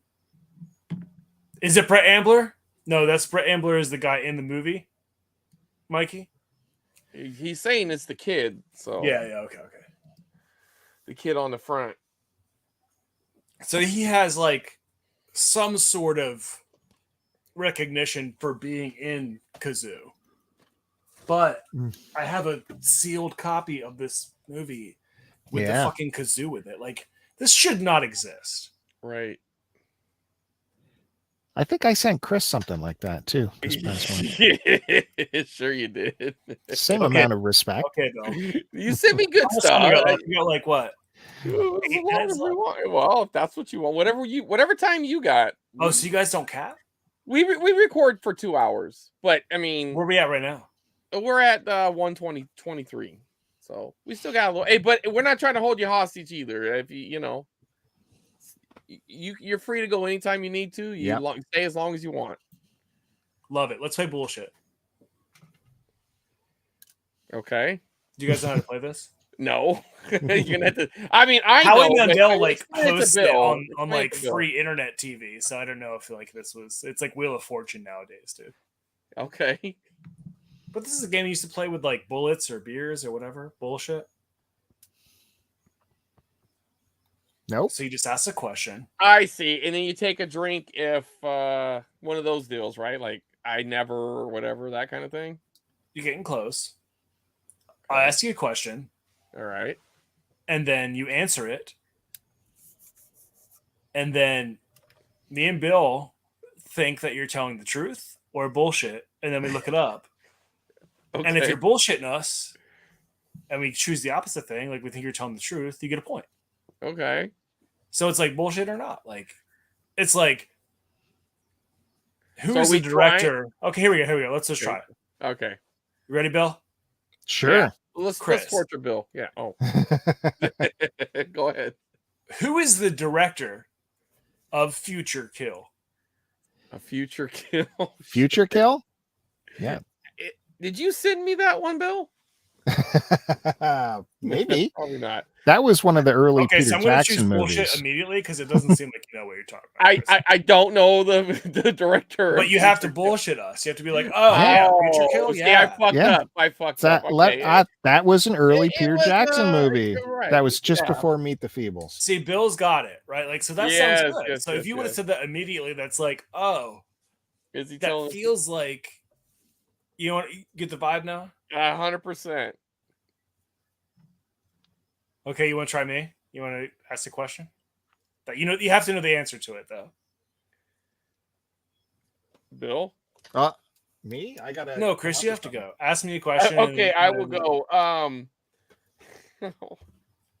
Are you going on the internet? Don't go on the internet, dog. Come on. Oh no, I wasn't on the internet. I just had a tape right here. I love that. See, show the tape. See, because like people, oh, the weirdo, man, that's really obscure. You should not. Wow. Yeah, Is that a radon? I found that. Is that a radon? That's fresh as fuck, dude. Did you get that at that place you just went to? Yeah. That's man, that's a good radon. I mean, that movie's not that good, but man. No, I know, but it's just hard to find. And I was like, it's hard to find, but that movie is not that good. Let's get back to the bullshit. I wanted to ask you one real quick thing. Like, is this a bullshit question or just like an interview question? Oh no, it was just a question, you know, but we'll get back to the bullshit. So I did find 3 Wizard tapes, right? Driller Killer. Without cases, yeah. None of them without. They're all without cases. I did find some with the cases, but not Wizard. Really, man, that's incredible. Yeah, and Dr. Minx. Have you ever heard of this one? That's like a spy. I don't know. No, not really. Okay, I didn't know it either. I thought it was a spy thriller that they turned into a horror movie. Maybe. And then Bad Georgie Road. Have you heard of this one? Yeah. Okay. Cool movie, really, really dark and like kind of dramatic movie. Okay, I just curious if you knew of them. I wasn't trying to show off. I just wanted to like. No, Dr. Mink's not really. Those are rare titles, I think. So I mean, they're not like what everybody else wants anyway. No. I knew they weren't the most desired, but I did also find Terror on Tour. Have you ever seen that one? Yeah, that movie's terrible. It looked bad, and then Hospital Massacre. See, people. Okay, so I just said that movie's terrible for Terror on Tour, and people might really like that movie. I hate saying that right off the bat, but Hospital Horror is like really slow and bad. But like, I love the atmosphere on that movie. I haven't seen it, but I watched the. I mean, I didn't watch. I looked up some of the. There's some good medias though, man. You got some silver label medias, just like no cases for them. Dude, I took everything that was. How do the tapes look? They're all rentals, right? Like they're good. Have you watched them? You gotta watch them. I mean, like there's. Well, dude, I still sorting, bro, but I mean, they look clean. You know what I mean? Like, I don't know. How many do you think had covers that you grabbed? Actually, I got 5 tapes. I would grab that silver label Terror on Tour with no case all day. Oh, dude, I mean, that's still like not a great movie, but it's a cool movie. Like, I don't think that movie's like available, really. You know what? And then weird shit happens. I might find a case down the line. I don't know. I'm not gonna leave a dope tape behind because it's not perfect. All right, can I pause here and be like, I don't usually do this, but I showed you guys some stuff of mine. Yeah. Do you have a favorite thing that I showed you of mine? Like, can you remember anything out of the tapes? Well, the tapes are like just anything. Well, like the toys, the tapes. Bill, what do you got? Go ahead, Bill. Put them on the VCR repair guy, because that takes me back to that's like a good story, right? Like, wow. When I first write about that, yeah. When my family first were renting tapes, it was from a VCR repair guy who brought in some tapes to rent along with his. Like you can tell inside the culture like how like complete this dude is. I know that sounds really big, but like it's. And that guy wanted to be a director. Real ass people, dude. It's amazing. He wanted to create. He wanted to craft movies. And he was shooting himself inside of his house. Like when you see him play jokes on camera, like he's playing jokes on camera. Like it is like how you used to talk to your friends, and you can tell. And I think that's really cool. Yeah, dude. But see, that's the thing that's really cool about it because first off, he tapped into the VHS culture with the VCR repair. But oh yeah, that shit in spades. He's done. Right, but that's dope. But then you got that next level where you're getting his personality and everything, and you're able to maybe gauge. This can't be the only tape he ever made for Brother. No, that's what I wonder what you might have left behind, or maybe you missed out on, or what got thrown away, or you know what I mean. I wanted to ask you, Chris, like, those are really hard questions. Like the questions you guys sent over to me, like when we were just like chatting on Instagram and stuff. Like, I'm not gonna lie, those are like the same questions I get, but like, yeah, well, I can't. That's how do you pick what you love the most? Well, I mean, I walk into this room every day, right, and spend at least like 15, 20 minutes in here just looking around and just like hanging out. But that also changes though. Like your favorite tape, or your favorite Oh, it item, has to. Yeah. that's not always the same thing. And I know, though, that was a few of those repetitive questions. I knew you got them, but I knew that wasn't going to be the focal point of talking with you. Like, No those way, are just like segues into other topics or whatever. But, you know, we're a tape show. We do want to see some tapes. I mean, that's kind of part of the I didn't even show that many tapes, man. I think I only showed. But that's good. I mean, hey, whatever, you know. Hey, You don't want to here. No, Bill. I want to show a tape. No, Bill, Let this guy show a tape. All right, Bill, show one tape. Right. Let's see. Let's see your tape. This tape is my Send new me your favorite Good Times tape. shirt. I'll trade you. Trade me for what? Slaughterville. See, Chris, I got him. He's already got him. Oh, he'll trade. I'll get him for a lunch meat tape, dude. Get that Good Time shirt. There you go. Yeah, lunch meat stuck on VHS subscription for one shirt. Sounds good. Subscription. I don't even know about Okay. See, he's always trying to up the deal. This is my new favorite tape because I watched and I loved it. I put a clip on TikTok about it, which quickly got shut down because it was too violent for most people to watch. But you know, you guys love your horror stuff. I love the 80s action stuff. Chuck Norris, and especially Charles Bronson right here. I'm loving this tape. The Evil Men Do. And like it has this shelfware on this cardboard that just makes this tape look so much cooler. I'm gonna use the bathroom, right? Go for it. Yeah, thanks. Yeah. Look at this thing. I love the shelfware on it. Look, Bill, you ran him right out. I know. Right Charles Bronson? No. Dude, honestly, I'm not even bullshitting. I prefer that look to certain tapes. And that would have been one of those tapes. Yeah, because sometimes you can get like a brand new, you know, you'll find a better one at some point, but there's something about, you know, dude, that's been through so many hands. Plus, if you made a new product like the Stranger the Stranger Things DVDs or Blu-rays, they make the boxes look like that. Yeah. Except it's fake and that's real. Well, let me show you the tape while I got it here without wrecking it. I missed it. Did he grab his dick when he got up? Like, there's the tape. You're going to like this because it's got some stickers on it. Oh, what's that one there? So I should have read this before posting it on TikTok because it is by the Ontario government. It is restricted. Oh, so you broke government law or Canadian law, man. Totally broke. You think that? Well, there's a statute of limitations, I imagine. This is what's on the other side.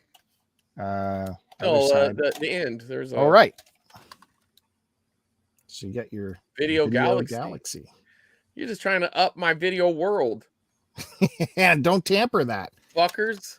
Don't tamper with that.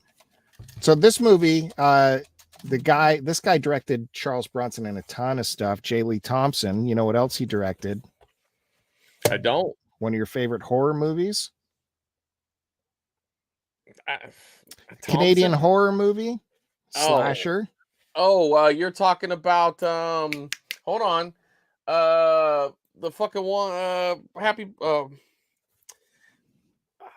the St. Valentine the Valentine's Day one. What the fuck is it? Fuck.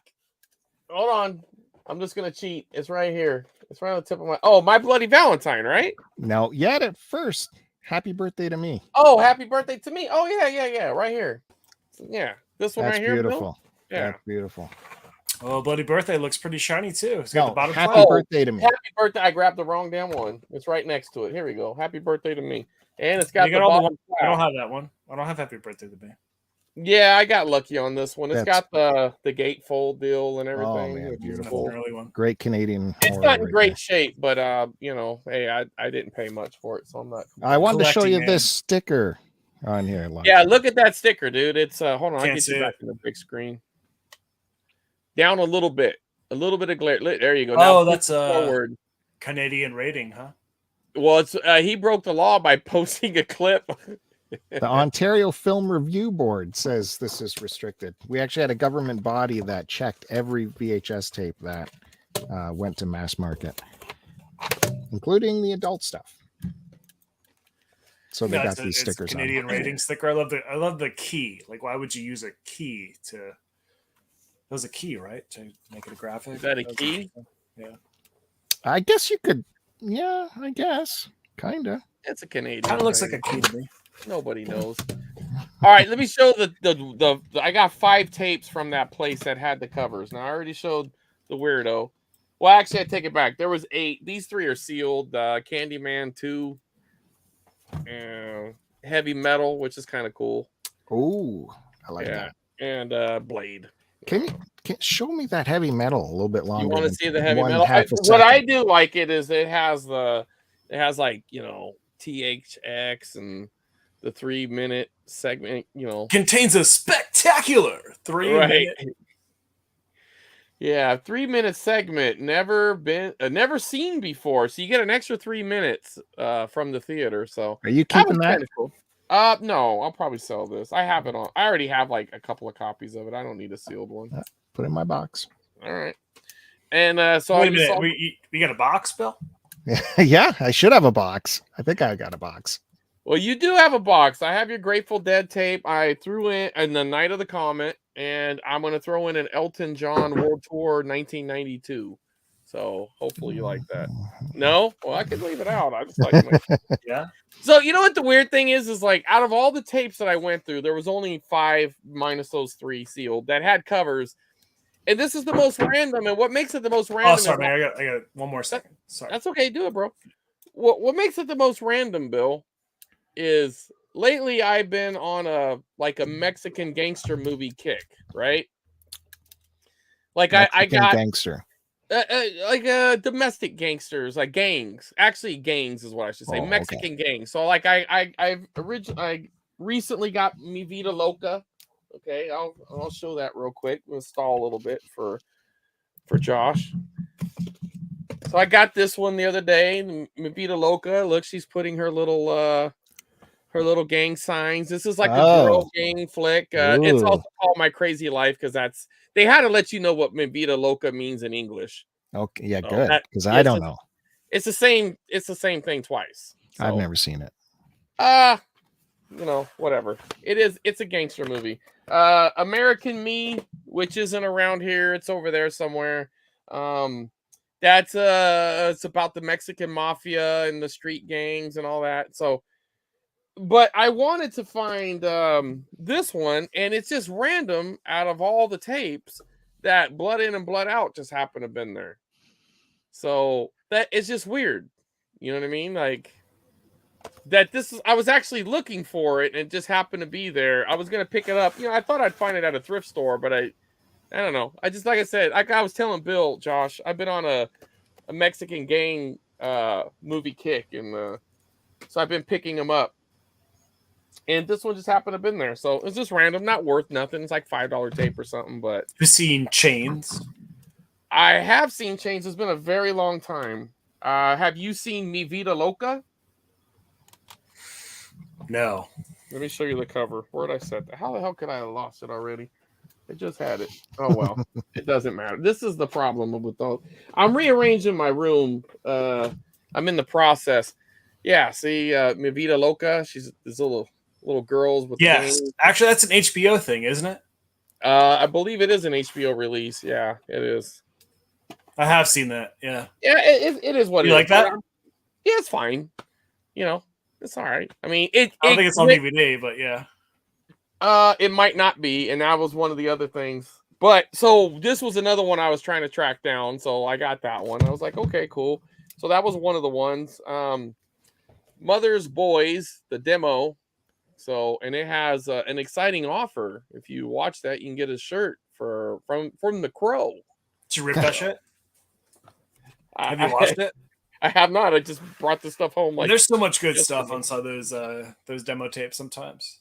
Yeah, I want to check it out. And I did find one other demo. The Pulp Fiction demo tape was there. That's pretty cool. Yeah, it actually goes for $25, I noticed. So, I mean, I was planning on keeping it. Look, and it still has like a Sony thing on it. That's weird. Yeah, it is. It's fucking weird. I don't know, but here it is. What's extra in there, you think? Is there anything extra? I just got it home. I haven't watched it yet, so I don't know. Yeah, it is weird because a lot of times the screeners have stuff written on it. So I don't know. Maybe I got the wrong tape. I guess I'll find out. But then You will, because I don't know if that's the right tape. it might not be. I didn't notice that Sony thing till right now because it's a Miramax production. So one of my favorite VHS collecting stories is about getting the wrong tape inside of a different case. Yeah, go ahead. Yeah. Which And one? Well, I mean, I think this is what sparked my entire interest inside of other people's home videos. I got a copy of Blood Diner for like 50 cents, 10 cents or something. I took it home and had no label on it. I didn't check it. Like, I was younger. I didn't, usually now when you get a tape, you slip it out, make sure there's no mold on it, make sure it's the right tape. I wouldn't say basic stuff, but like, maybe it's advanced stuff. It feels basic to if you've been in the game, but yeah. Yeah, So I mean, I do that. So what was on the tape? I do it too. What was on the tape? Just two dudes drinking Coors Light in their backyard. Oh. Inside of a Blood Diner slit. That is actually pretty funny. Now you got to go around and find a tape that says two dudes drinking beer. That's the very first podcast, very first video. How you gonna do that? I mean, but it definitely inspired me to talk about what I was talking about earlier and work on this article. So the last two, I got the Faces of Death early print. This thing is heavy too. Like, I love these earlier tapes, but I can't get the damn thing out. But like, this thing weighs like fucking 5 pounds. Those Gorgon tapes are so tight, dude. Yeah, I like that label. Yeah, it's pretty cool. I have the other one, but they feel a little cheaper. The one with the cartoon graphics on it. Is that the original shrink, or is that a plastic thing? No, this is the original shrink. God, love this video store operator, man. Yeah, he kept it on, and then dude, with the band thing at the top, you got that Faces of Death 2 clan. I know, dude. That thing is hard as hell, dude. Seriously, that Faces of Death 2 clan. Yeah, you saw the band at the top, like that's. Yeah, and then I like it. Yeah. What's going on with that poor bastard in the back? I haven't watched this in years, so I don't remember. And then the Faces of Death 2 clan that I almost bought like last month off somebody off Instagram, and I'm so glad I didn't, because I was gonna pay like $50 or something. And I just love these labels too, Yeah, when we did House of the Devil a couple times over the past couple years, and we made sure that it looked like a Gorgon video release. So yeah, they're pretty cool. Video World. Yep, that's Video World. Yeah, needless to say, you're gonna have a lot of stickers and shit coming your way, Josh. Man, we gotta talk about how much you've contributed. Yeah. And how can people contribute? Yeah, absolutely. We definitely want to do Bill. See, Bill, you're on point, dude. Like, that's amazing. Well, that is my only job here. Right? Just keep us on track. So, in case you missed it, I have created a publication dedicated to video store and VHS stickers. And we want you to VH submit. Show us the coolest stuff you find. Video stores, handwritten, anything. Mm-hmm. And email it, or like sometimes I'm lazy and I just put it on social media and tag you. Is that good enough? No, that's not the best. Right. We do give complete instructions on the last page of our latest issue. Not to sell the issue, but we should sell the issue. It's fantastic. Thank you. I can't wait. We do give complete instructions. And by the way, we both whatever. I always forget how to do this. Yeah. Pee Wee Herman. Right. We both are on the front page. Our names. Look, imagine that. We've been published, Bill. Is front page? Front page. Which one of mine made it? I don't even know yet. See, you're published and you don't have it. I mean, like, here's the thing. As a publisher, I feel bad that you don't have one, but it was open submission. Well, you got to make money. Do credit. Yeah. Come on. You credited, and that's good enough. Yeah. No, well, I did buy him a copy. He's going to get one soon because, like I said, this cheap bastard won't spend any money. You should enjoy it. It came out really well. It's great. I love it. And plus, beyond just my stickers, I like the fact, and initially that's where I was messing up. And I know you reminded me a couple times, but I was sending in stickers and not telling you the tapes that they were on.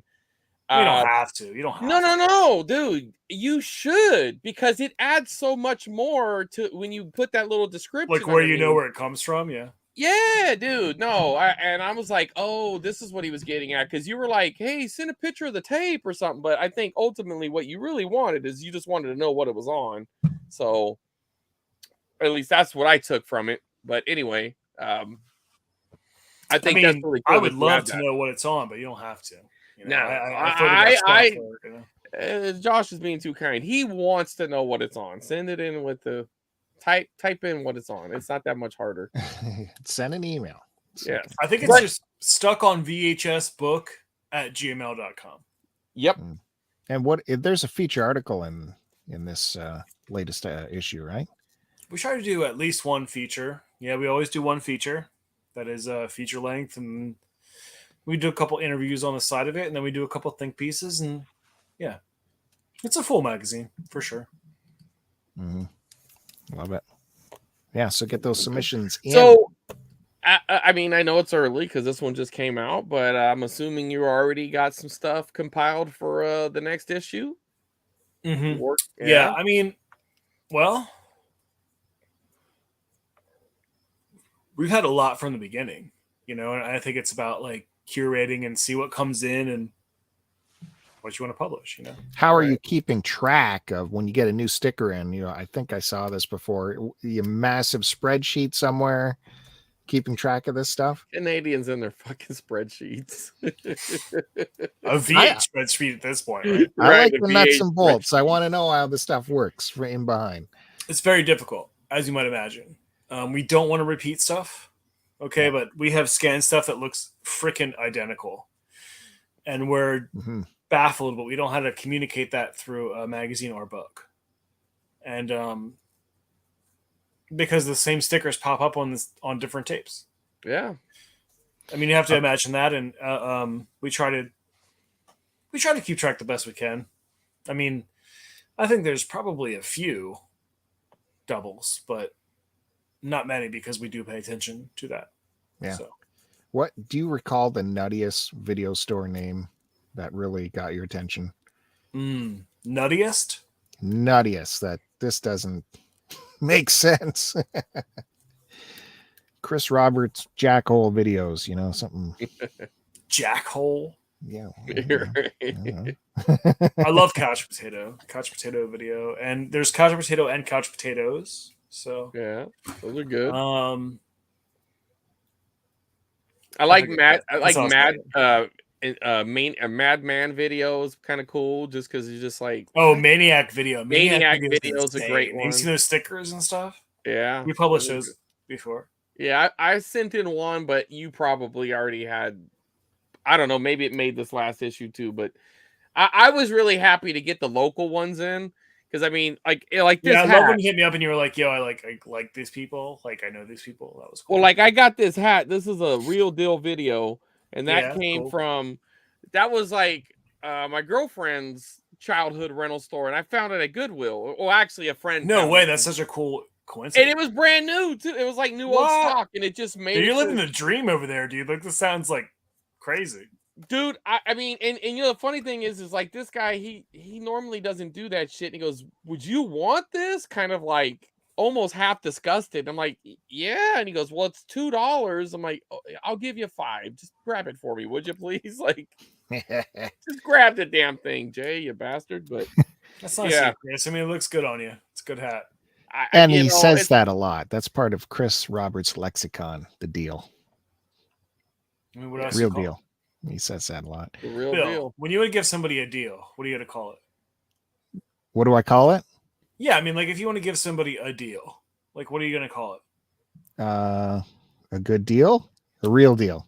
The real deal. Deal. No, like that's not deal, like a different word. Yeah, he's saying like you're hooking somebody up, or I guess say the bro. We give you the bro price. The bro price. That's true. That's the bro. True. Bro price. Yeah. I'll give you the bro. Right on. I was trying to remember my video store in my hometown, the last independent one before it went away. It was called Town and Country Video. Town and Country. Is there an E on the end of town or not? No, it was literal. So if you're from the city, don't be renting videos there. Yeah. Town and Country only. Only get out, you city slickers. Amazing. Yeah, it was How weird about one. CRTs? What's your favorite ones? You rocking any? You got multiple? How many you Yeah, got? I mean, I got at least 2. I can't go less than 2. You know. Okay. Yeah, if I woke up with only out in the 2, rain, you're just like, why is this happening? Like, why? I picked up a Why really are you leaving a cool one. 27-inch CRT out in the rain? Like, Why would you I leave get any it, but of I them? don't. You know. Yeah. Well, and then it comes down to brands too. Like if it was a really good brand, it's like, dude, what are you doing? Like, I get it if it's like, an Admiral and it's all jacked up and with a double Admiral, I engine. didn't even fucking heard of that. That's a Sears I'm talking brand. like Sony, like Insignia. Insignia is another crappy one. I like Insignias. 27-inch CRT TV. But it's the next level down. You got your tippy top brands and you got your, there's a I know what you're pecking order. saying, though. Like CRTs with VHS footage, sure. It's 4:3. Mm-hmm. Looks good. I dig them. I exclusively watch my tape. I've never watched the tape on a modern flat screen. No way. Never. Yeah. Not even once. Yeah. No way. Dude, I mean, look at Yeah, and we lost him. His top quality setup right there. We're still here though, Bill. Look at that shot. I want this frame right here to be our public image. Like for all right, back. Don't move the thing or you'll unhook the fucking internet. That's what it was. Is that what happened? Yeah, I was fucking. I need to fix this cable. He's a pro. I have a very small CRT right here. I know. Yeah. You don't watch VHS on an HD TV. Tell me no. Don't just. Oh, I do. I have to. Oh no. Oh, they look like shit. I mean, you can still watch them. I mean, like it's. I'm not gonna like not do it. All right. I just put it in 4:3. I mean, like if I'm gonna watch it on a flat screen television, I have to put it in like 4:3. Right. That's still available. Like, thank goodness. Yeah. Right, because at some point, smart flat screen, yada yada TVs are not gonna have a 4:3 image. They won't. Because why would you? It's a feature they don't need to add anymore. Nobody cares. That's just gonna go away. It is. 5-10 years from now. And like think about 5-10 years ago where you are, did you think that this was going to go away? I don't know. Just blank, like Mad Lib it. Like you cannot put 4:3 on a fucking television anymore. Right. Unless we do have the physical, CRTs. Well, they're already Bill, like that TV behind you to your left. Looks good. But they're also eliminating things like the RF output and the AV output. So you're going to have to get converters. You're going to have to get a converter box to be able to run your RCA jacks into your TV. Yeah. Yeah. I mean, but well, Chris, it's more complicated than it needs to be, I guess. You know the little Sony Trinitrons we have that we're so proud of, right? Yes, I got one right here. This will drive you bonkers. Yeah, it's crazy. Both me and Chris have one of these. I get mine. They're in the bin, so my place of work just disposes them after a while. That's how I got careful mine. now, Bill. That's careful. So yeah, it's free for all. Now, I had a lot of vacation this summer. Like I said, I went to all those weddings and whatnot. Well, guess who was 3 of them? Yeah, 3 of them. Guess who was digging through those bins when I wasn't there, Chris? Can you? Quentin Tarantino. Is it one of our bald friends? That's our buddy Joe, and he tells me he got one of these. No, hold on. Okay. Brand new in the box. No. In the bin. Oh. And so why would new old stock just sitting in the like a 13-inch TV VCR white Panasonic or Sony? No, it's a 9-inch. The 9-inch super Trinitrons. Okay. They're great for testing. A lot of TV stations they would use it. Sometimes I got one from on direct, like a guy out filming with the camera. He had it on the ground and he forgot it. That was the first one I found. Hey, finders keepers, man. You leave your TV behind, you're gonna lose it. So man, a 9-inch white TV VCR that's a great day. If you go outside and you find one of those, I'm good. Yeah, you just take them home. So anyway, Bill, what did he do with it? He taunt you with it? I don't know how I got that info from him, but Well, he knew it would drive me crazy because he That's wouldn't have why. known how to pick that anyways, unless it was Right. me bragging about mine for so long and you bragging about yours. Right. And so now it's in some storage area of his house that he's never going to look at. Never again. gonna And touch. this sounds You like need to such get a it. tease, dude. Like Yeah. this ending is. I just keep bizarre. offering him certain trades. Like I anytime want a pick white something. 9-inch TV VCR in a box right now. And I just, Yeah. Yeah. Anytime I get something, I'm like, well, trade it up for that TV. Straight up. Let's go. Oh, I don't know. Yeah. Oh, because Your of the wedding. friend. Yeah. Yeah. Good on him. Anyway. Good Yeah, on him. I mean, he deserved it. he got you good, dude. What deserved can it. you say? Well, anyways, it's getting to be that time, but it was a great show, as I knew it would be. Like I said, we had this massive, huge titan of VHS, the Stop Messiah Don't of say tapes, Don't say Yeah. that. the Don't say Messiah. The man. that. Can we talk about Messiah of Evil for a second? Oh yeah, sure. Is that on Good Times? You used the word Messiah, and immediately today I thought about all the VHS copies of Messiah of Evil that I want, even though it's like a public domain film, kind of. Well, you're resurrecting this thing that we're collecting, and it's growing and growing, and you're on the forefront. And it was great having you on this show. I really appreciate you coming by. That's super kind of you, man. I love tapes. I just want people to watch tapes more. I mean, it's fun. Right on. Yeah. Well, we hope to see you again. Definitely come back on the show anytime. Love to have you, even if you pop in for a second, say hi. This show's wild like that, and you can pop in, put you on for a second, kick you off. Yeah, give me like a 35-second commercial. Absolutely. Hey, I'll give you anytime the you got best stuff ever. Hey, anytime you got a new product you want to hype, please do. Let us know. Yeah, I mean, totally. Anytime, that's a crazy invite, Chris. Because that's an open invitation, dude. 100%. Seriously, I'm no joke.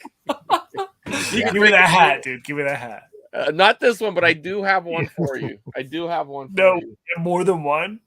It's a brown and white foam hat. Oh, Come on, Bill. You even got to look at this hat and be like, "Wow." No, but years ago, I found I'm getting up. Like you know, this hat is crazy. I found two of these. Like, how do you find this stuff, Chris? Like, how do you get into these situations where you're like, I'm inside of these four walls that have tons of amazing stuff inside of it?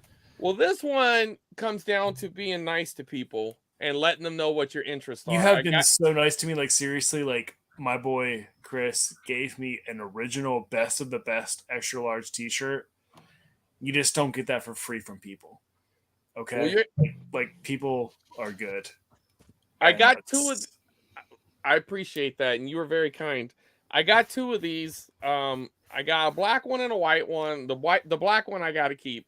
And you asked me about this. You talking about you got a best of the best black t-shirt with a white print? No. We're talking about a hat here. I got two of these. And initially you saw them. This was a few years back, and you asked me about it. You just sent me pictures of a lot of stuff, yeah. Well, you actually saw it. I think when I picked it up, you asked about it. But anyways, I'm going to send you this. Unless you don't want it anymore, you let me know. But I got a Video Zone hat. Oh, my God. That shit is so crazy. Are you trying to offer me this right now, dude? Yeah, you can have it. I'll send that it shit to is you. So sick. It is so clean. Yeah, I mean, look how clean this Video Zone hat is, though. I got two. I got a black one. Like, don't you want to be like sitting at a bar in like 1989, like just like hanging out, drinking a beer, like wearing this Video Zone hat? And then look at the double notcher too. Yeah, quality hat, dude. Dude, it really is. I mean, this was a good Samsung. I mean, like this is legit, dude. The foam's still intact. I mean, like who the fuck is Video Zone? You know what this is? It was a rental store. I'm assuming it was. I think it was a local rental store that I just forgot about. One video store, or like maybe 16 video stores, maybe 3. I'll find more about it, but from what I remember, there was a couple of them in Fresno.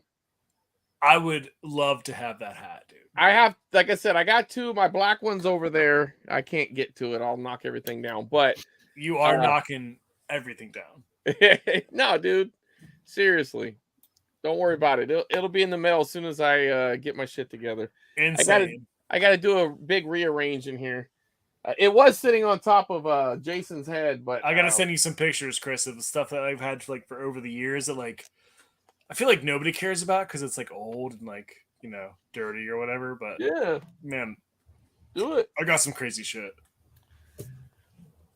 Well, anyway, let's wrap it up. Mhm. Thanks for coming on, Josh. We appreciate you, buddy. Anytime. Thank you for this is my first live on YouTube, so thanks a lot. Hey, I think it. Hopefully, we don't get context strike for the alcohol drinking, but we'll just say that was a pretend can. What? It wasn't real. No, I don't know. Can you I get don't in know. trouble for like drinking beer? I don't think so. I'm just fucking around. Who knows? I think I cursed, by the way. Oh, we curse all the time. That doesn't matter. Okay. So why would beer matter? I don't know. Who knows what they strike people for? Bill got his whole channel nuked for. Well, he was doing some things. It's my luck, so yeah, we'll get it just because I'm on here. But that's all right. Well, if we do, we'll make It's a new okay. one. Who cares? Yeah. I got 50 fucking names. I don't care. We'll create 1159 is flashing. We don't give a shit. 11:59. We'll Excellent. keep going down the numbers until. Okay. Well, hey, everyone, don't forget to hit the like button, hit the subscribe. We probably should have said that way earlier, but it's good we're getting that out at the very end. Matt Bandy wanted to pop in. Sorry, dude. We had a packed show. We'll get you next time for sure. And anyone else that wants to pop in, you just let us know in the chat, and we'll sign you right into the show for a quick caller. Until next time, this has been the VHS show. Thank you, Chris Roberts. Thank you, Josh.